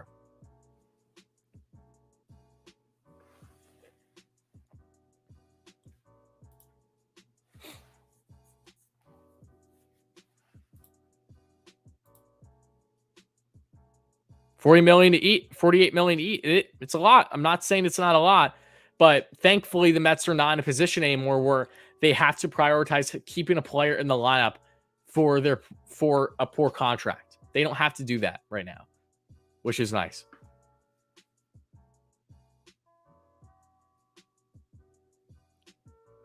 Maybe now the Mets and Yankees will actually do trades.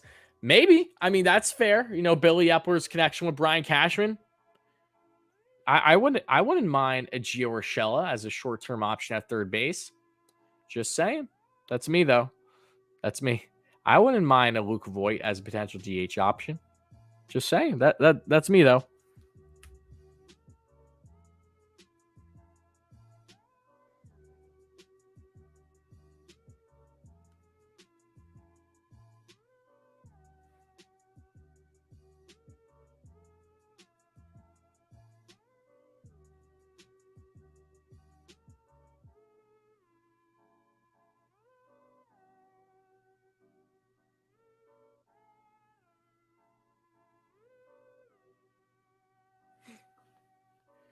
Let's go after Correa. I would love Correa, but if what Sandy said holds true, then the Mets are not going to make players with having to give up a comp pick priority number one, which would eliminate a Correa scenario. But we'll see what Epler's impact will have on everything now. You know, he is a big money spender. He has that ability 100%. If the Mets landed Correa this offseason, I would do some insane things. Absolutely insane things. I would probably do whatever the highest paid donation would be in that live stream, as long as it's not something like, you know, illegal that, you know, could put a damper on things for me personally. But yeah, I would do some really outlandish things if the Mets signed Carlos Correa. I'm not afraid to say it. Carlos Correa would be massive for this team. And I don't care that he's played short. You put him at third. My goodness gracious.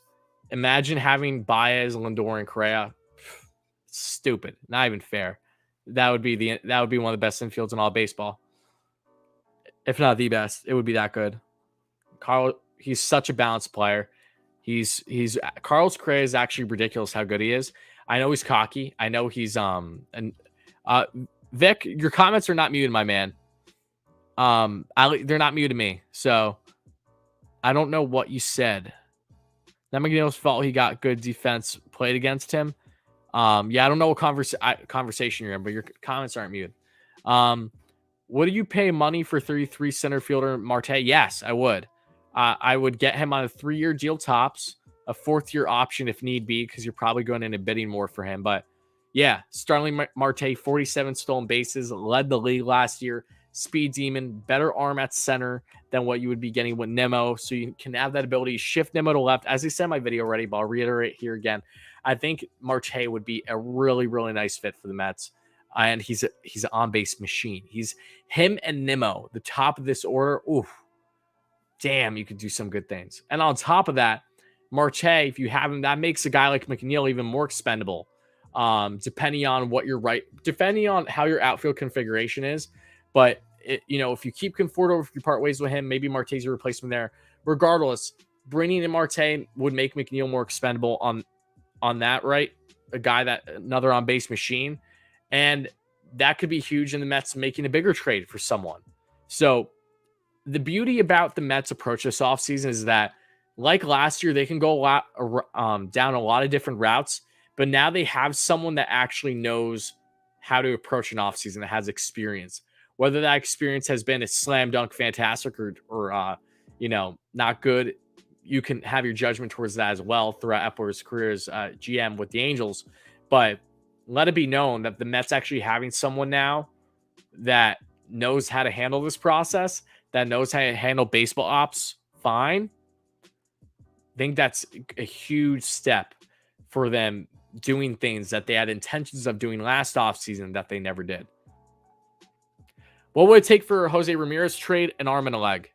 Absolutely. I can't tell you an exact deal, but you're easily looking at top prospects. Like I would assume I think you can maybe do it without Brett Beatty. Ronnie Mauricio would be a goner though. Maybe even a Mark Vientos. Like you're talking some top prospects for sure. Then you're looking at assets too. They would love, oh my goodness, they would love a guy like Jeff McNeil because of his contract as well. He would thrive with the Guardians. Dom Smith would make sense too because they don't really have a first baseman. JD Davis could be a potential GH spot for them. A lot of guys.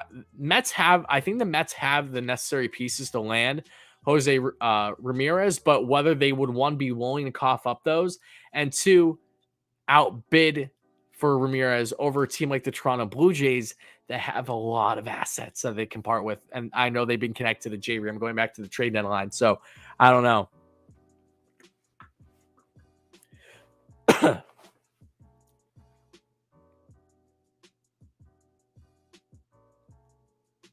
Enrique, my man, thank you so much. How about Castillo in right field?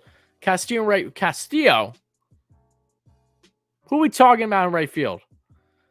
I don't think he meant to. Oh, did he mean to say Castellanos? I'm assuming that's what you meant to say, Enrique. Castellanos is a defensive liability in right, but his bat would make up for it. But I think Castellanos is the prime definition of a DH, first and foremost. I think he can handle right field fine, especially in the scenario where the Mets are more defensively sound, with, say, Marte at center and Nimmo at left.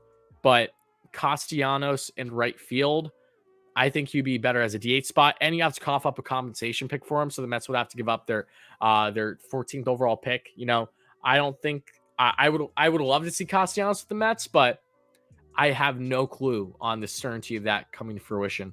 I will say if the Mets are going to lose Michael Conforto, they better make sure that they replace him with someone that's either just as good, if not better. Castellanos definitely has the bat to defend, being a good pickup.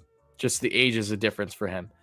Their age is definitely on Conforto's side to still have some great years of his career going down the road. Castellanos is someone already in his 30s, a couple of years older.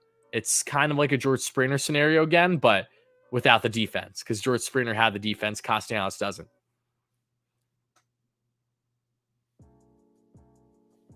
I thought Tigers signing Erod was very good pickup for them. Very good pickup. Don't love the years, but again, you're getting him for like 15 to 17 mil a year. I'm like, that's a very good pickup for them. And that tells that the Tigers are spending this offseason. So buckle up.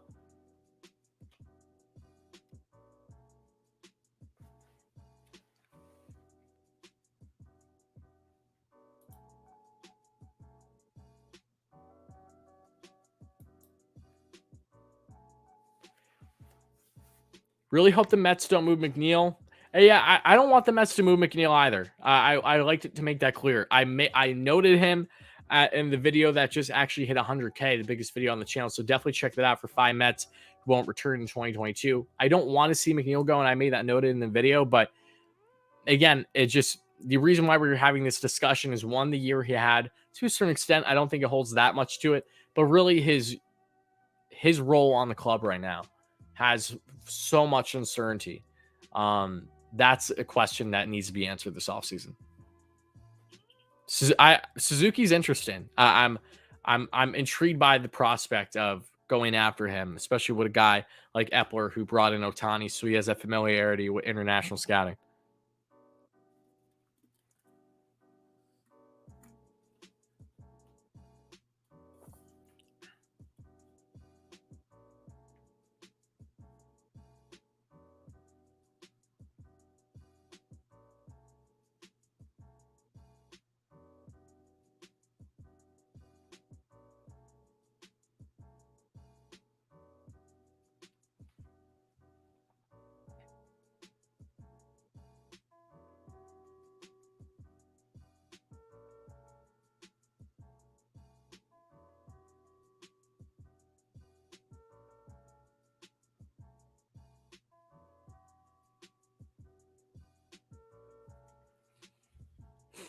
How's Suzuki in the field? Apparently he's good, but I don't want to give you the wrong comments here. I don't have a great background on Suzuki.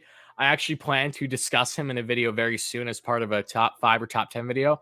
I was actually going to start today, but I ended up not doing that because of the Eppler news that started to swirl. So I put a hold on things. So I do intend on discussing Suzuki on the channel soon, and either a video solely on him or as one of multiple options for the Mets in a certain route, which you'll understand once that video comes out. But I'm looking forward to getting that one out. I got to do a lot of homework on him.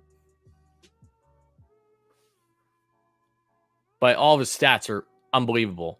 The first and foremost, always the concern with acquiring someone that's coming from different leagues is how will they transition. That has yet to be seen, but a lot of optimism with him. And it does look like he's going to be posted very soon, as I saw a report earlier today to indicate that. I think Bryant is the guy because of his versatility. Yeah, I think Bryant just makes so much sense. You could get Bryant and Baez this offseason too. It would make I think that's a very, very ideal offseason for the Mets, infield wise. Outfield wise, we'll see what comes of him and everything else. But yeah, I would be more than satisfied with the Mets having KB as their starting third baseman next year. Just as much as I would be just as satisfied with other options too, as long as as long as they just don't sell themselves short and, go with a Jonathan VR again for third base next year. Like, I like VR, but VR should be coming off the bench. I don't want him as your everyday third baseman. They need to take that next step. We talked a bit for Eppler, who will pick as manager. Brad Ausmus has been a connection during the time in the Angels. They're both from Connecticut as well. So that's another thing to throw out. Steve Cohen has had a connection with Ausmus in the past too, I believe. There's been rumors about him for a bit going over the past year. Mike Schilt is a guy that you have to think is going to get an interview, who on paper looks like the best option available. That was just fired from the Cardinals after the run that they went on to make playoffs, winning 13 straight games, including a sweep against the Mets, which was so dreadful. I think we either streamed that entire series on the channel or 2 of those 3 games. That was not fun.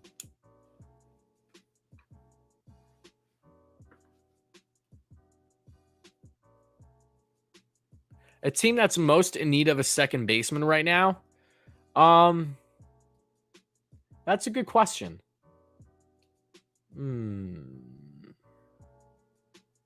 What team would a guy like McNeil fit best on if it wasn't with the Mets? Second base. I have shortstop stuck in my head too much. There's a team that could use McNeil's second base. What teams do need second baseman? Boston? That's true. Oh, Boston actually makes sense. Yeah. Because they got Bogarts at short and they got Devers at third. McNeil would look menacing in a Boston uniform. I wouldn't like that though. A's? Yeah, A's can always use McNeil is a prime definition of what an A's player looks like, in my opinion. The versatility, everything. 100%.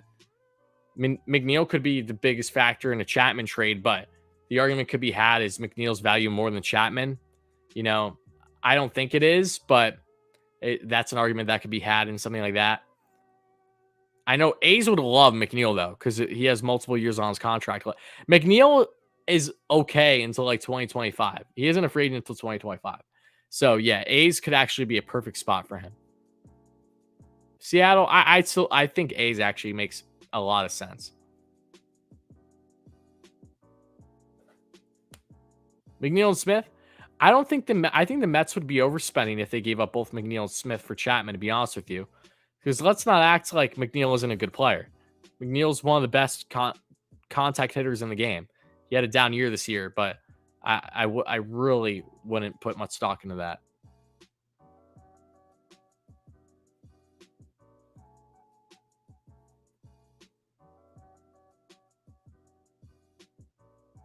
KB has been on record on not liking playing with Baez. Where did you see that, Thomas? And again, remember, money talks. Ron Washington. Love Ron Washington. Seems like a great guy. I don't think he's going to be Mets manager, though. He might get an interview, but I don't think he's going to be Mets manager, personally. Again, though, that's just my take. I would not, take him more than with a grain of salt, because this is my opinion is not necessarily truth. It's just opinion.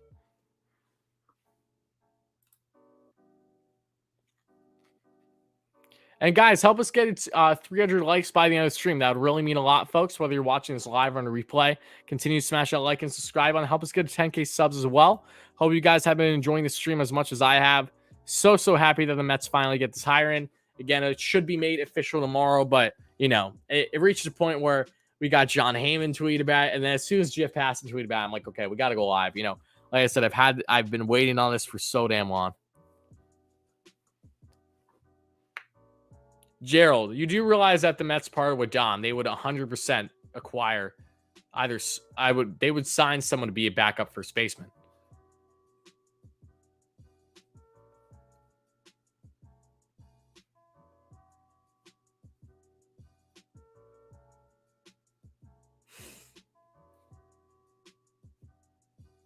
Giants could use McNeil. Yeah.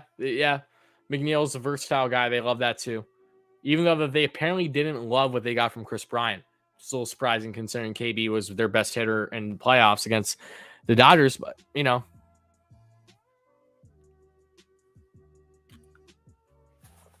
kind of want to see Beltran as manager. I like the idea of Beltran back with the Mets, but I like it even more with him not as manager, but as bench or hitting coach, and then him eventually becoming manager. I like that.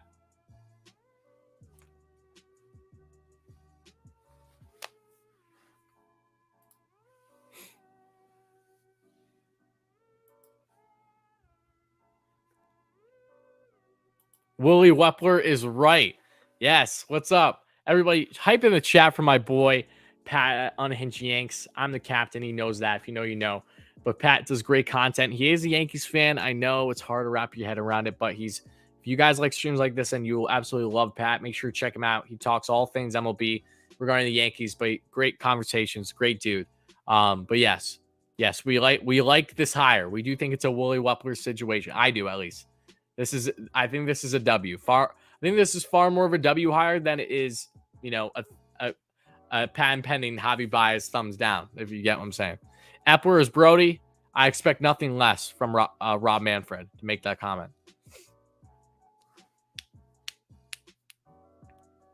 Imagine comparing Brody, an agent, to Billy Eppler, who's been a GM, who's been an assistant GM with the Yankees.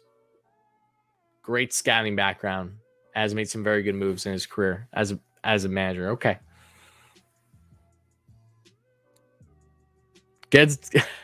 Pat says, get Wardy to 10K and I'll launch my OnlyFans. You heard the man. Okay. Clearly there's higher priorities than just game me to 10K. Now you guys have more incentive. If you didn't have it before, now you have to. Got to make sure to get us to 10K now. Pat is putting everything on the line to get us to 10K. My man. Isaac, you're not muted, my man. Why are people saying they're muted? I don't... Guys, just because I didn't answer your comment doesn't mean you're muted, okay?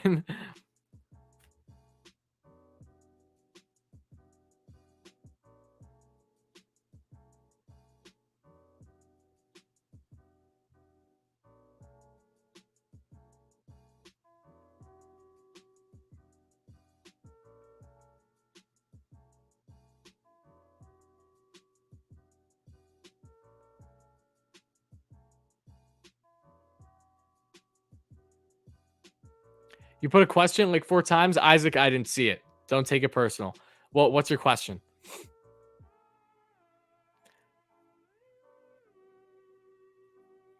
I don't think it was Epler's fault for the Angels not Spain. I agree with you. I don't think it's Epler's fault either. Marino is a horrendous owner. My brother, my comment went flying up. Would I have issue with left field Nimmo, Marte, center, McNeil, right? I wouldn't have issue with it as long as the Mets made sure that they had outfield depth available, especially for McNeil, where you don't get great certainty right. I also wouldn't have issue with it as long as they really made sure that they locked and loaded on the rotation, along with the infield, making sure they get Baez back at second and a really good third baseman. If the Mets didn't do those things, however, I would have my concerns. I think McNeil can handle right if center and left are as balanced like Marte and Nimmo, but something tells me the Mets are not going to go a utility player route as an everyday player in their corner outfield. I think a guy like Chris Bryant, where they sign at third base, would be a third, but then they'd be creative and have him in the corner outfield at certain games. But something just tells me the Mets are not going to commit to Jeff McNeil in the outfield next season. I don't think that they should, and I don't think that they will.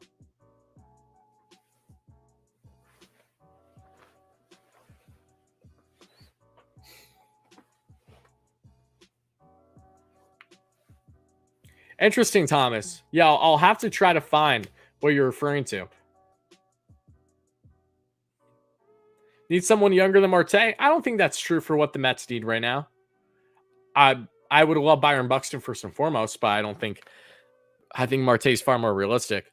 No, I think Marte brings plenty of what the Mets would be looking for in a place setter in the top of the lineup. Huge on base guy.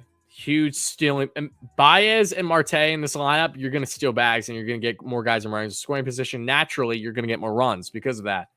I don't think I think people are putting a little too much stock on Marte's age. As long as he can stay healthy, I think you can at least get 2 very good years out of Starling Marte. On base wise, I'm not expecting 20 bombs right away from Marte or anything like that. It really, what matters most to me is Marte can, 1, continue doing a good job in the outfield, have a strong arm, and 2, just be an absolute demon on those bags and get on base a lot. It's one thing to be really good at stealing bags. It's another one you're getting on base at a 380 clip the way that Marte did in 2021. So if you can get on base north of 400 the way that Nimmo does, but steal bags the way that Marte does, naturally good things are going to happen. We gonna get Correa and Baez. Mark my words. I'm marking your words, Aaron. We'll see about that. McNeil's all-star season, he was an everyday corner outfielder. I'm aware of that, but the point I'm trying to make is I just don't think the Mets are going to go down that route. I don't think the Mets give, pardon my French, I don't think the Mets give a flying fuck about how the 2019 Mets were anymore. Because 2020 proved to the Mets that they needed to do a lot of changing. And while you can't blame all the players for sure, you can't expect them to run the things back how they had in the past couple of years again, like same lineup, and expect completely different results. It's not going to happen, and the Mets aren't going to do it. So while I think some players are going to get punished for this when they don't necessarily deserve to be because it's a one-off year, like a Conforto, like a McNeil, I agree. I don't think that they should be punished. I would like them back on the Mets next year. I don't think the Mets are going to bring them all back next year. I think they're going to make changes for the sake of making changes and trying to get something different because I just don't believe that they have the mindset of 2019 again. I don't. What's up, Herb? How's it going? Love the move, Billy Eppler. I'm just coming in. Who do I think we will get as manager? Guys like Brad Ausmus come to mind, Mike Schiltz, some others. But I think those 2 names I would definitely look out for. Thanks a lot, Warden. My son already cursed and now he's crying as such a result of horrible profanity. Inexcusable. Pat, I'm sorry. The captain does what the captain wants to do. I know you can't relate.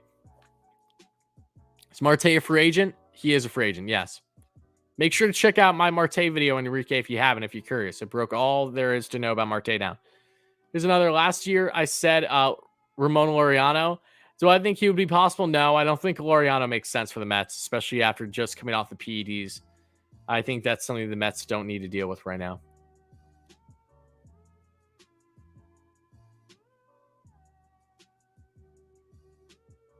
James, oh, what's up, Rev Heads? Long time no see. Love the hire. It's not his fault the Angels didn't spend. Also, learning under Cashman is a plus. Absolutely. Cool seeing with you at the 7 line. Oh, absolutely, my man. Oh, wait, you said James. Oh, yes, James. Again, it was awesome seeing with you too, my man. It was great meeting you. And yeah, love the 7 line. Can't wait to be back with them next season. Okay, I hope you're doing well, my man. Thank you for chiming in.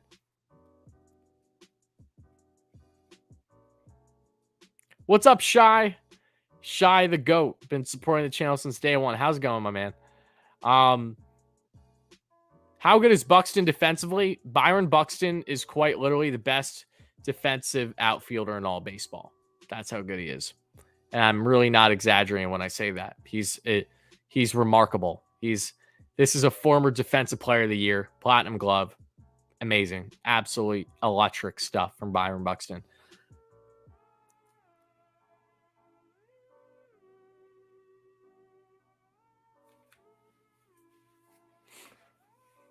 Ed, who are you talking about? 1 year anniversary on the channel isn't until December. So hopefully we hit 10K by then. Got a big channel giveaway that will be coming out once we hit 10K. It looks like it'll be right in line with the 1 year anniversary. So it'll be fitting. I'm looking forward to it. I do think the Mets need some speed up at top. Haven't had that since Reyes. Yep, absolutely. Baez is a great start, but I think the Mets should add on to it a little bit if they can. And Marte will certainly do that and then some. How much stock do I put in how messed up the Mets offense was this past season?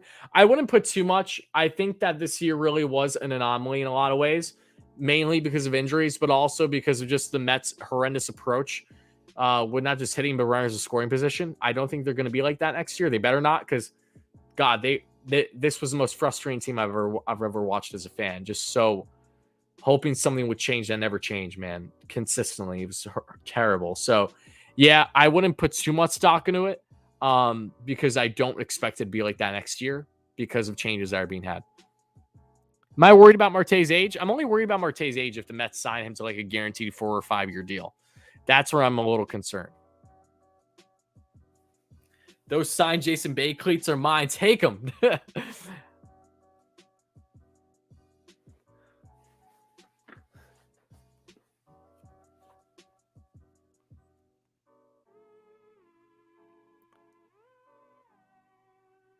Byron for McNeil and Vientos. I think it's going to cost more than that.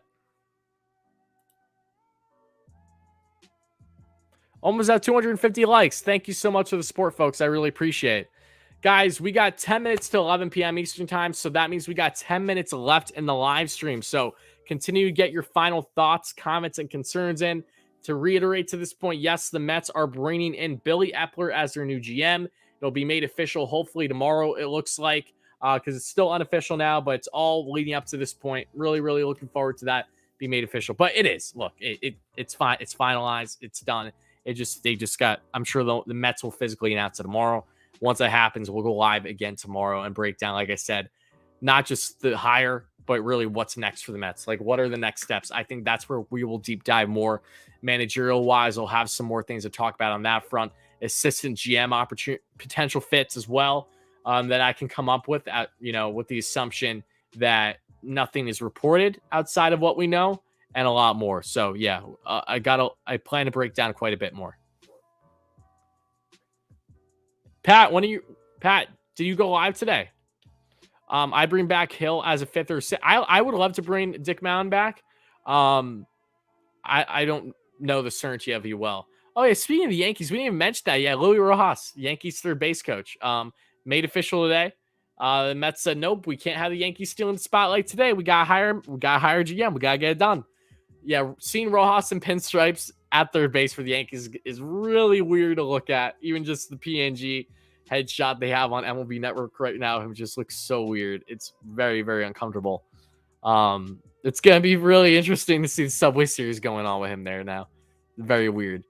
Very weird. He's gonna thrive though. I'm sure he's gonna do very well there.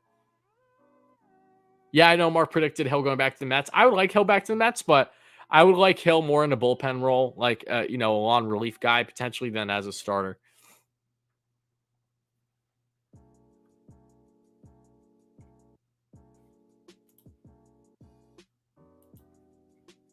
And again, thank you all so much for the continued support, folks. So we're about happy for him. He landed somewhere. I am too. Yeah, I don't have anything personal. I don't have any gripes against Louis Rojas. He was not a great manager for the Mets by any means, but he definitely was a scapegoat as well. And I understood why the Mets did what they did. But I do expect him to have a very good career, at third base, potentially manager again, whenever that happens. Maybe he'll be Boone's replacement eventually. Who knows, right? Dave, my friend, good friend, great support on the channel. Dave with a $2 donation. Love you, buddy. Thank you so much for that. Not happy with Eppler as GM. Gonna have to recap the stream to see. Yeah, and Sandy, I think you're gonna be happy with Eppler once you watch the stream. I think you will. I don't know for certain, but again, thank you for being here. Can't wait to put your tears in a jar and drink them when the Yankees World Series parade together next year. Oh, okay. Okay. Pat, I need to show everybody. I need to just put on Twitter our entire conversation the other day and just how much I just absolutely dragged you. Who is Billy Eppler? Read the graphic here. D. Garcia, former Angels GM, former Yankees assistant GM, big with analytics, built the analytics department for the Angels, started his career building up through scouting, up with the Yankees under Brian Cashman.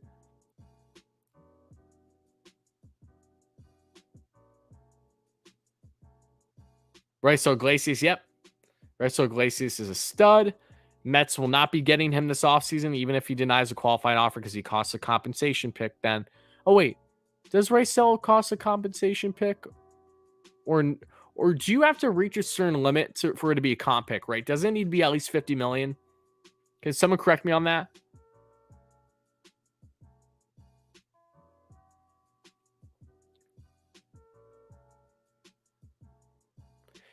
Okay, Epler's top 3 best moves are the ones you see here. The Mike Trout extension was absolutely ginormous.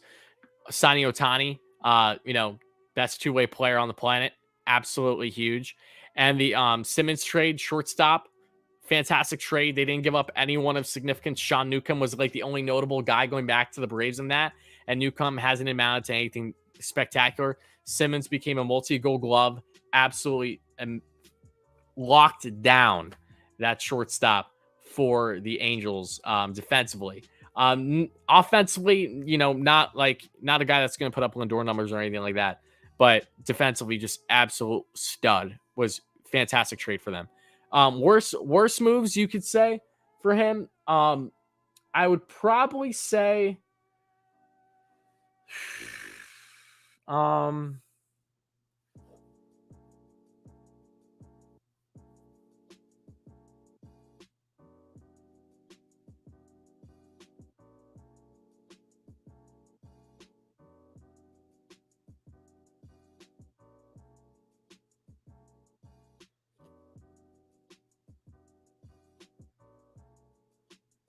he wasn't responsible for Pujols.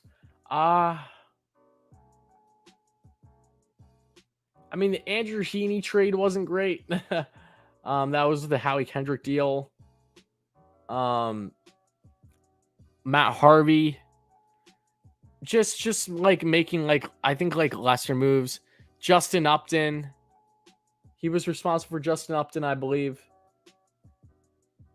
Even though Upton wasn't bad at first. It's just not a pretty contract. Hold on. Got a couple minutes left. I'm gonna just look up Justin Upton's stats quick, because I know it didn't start out bad.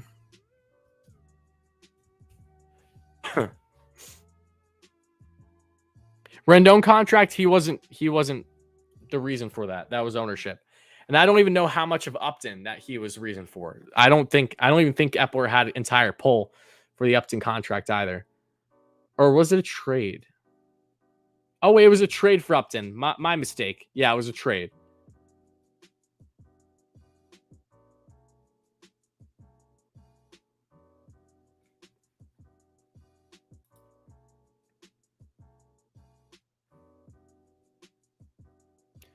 Rojas, as third base coach, wishing him the best. That's really the extent of it.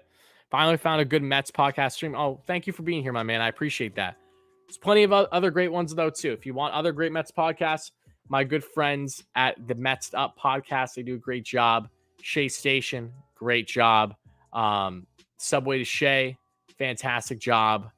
That's So Mets, great job. There's a lot of great Mets, physical podcasts out there. Highly suggest you check them out. And I'm sure I missed one or two more. But yeah, no, I couldn't be happier to be part of this community. A lot of great Mets minds.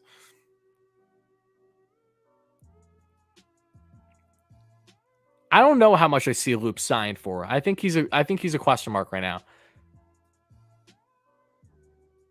Why was the Pat? I'm done with you.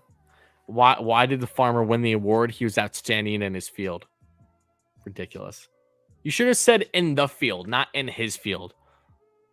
In the field. Because when you say in his field, it makes you insinuate that he's just outstanding at his profession. But if you say in the field, it feels more baseball related, as if, he was an outfielder. No, Mets will never bring Matt Harvey back, Enrique. No, yeah, not going to happen. Not going to happen.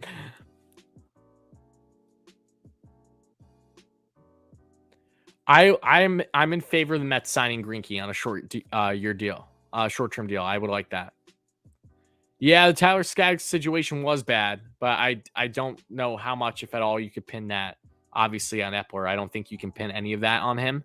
Again, I have a lack of knowledge from that situation. It happened a couple years ago, so I don't want to misspeak here. But yeah, I mean, it was a terrible thing, no less, for him to pass, especially the way he did. I know Greinke to Atlanta does make sense. That wouldn't surprise me either. Especially they already have an old crafty pitcher and Charlie Moore in there from the Astros as well. Makes sense if they got another in Greinke. Both with devastating curveballs. What's up, Mike? How's it going, my man? But with that being said, folks, that is just about to wrap up this live stream. So again, I hope you guys enjoyed it. We went 2 hours a night.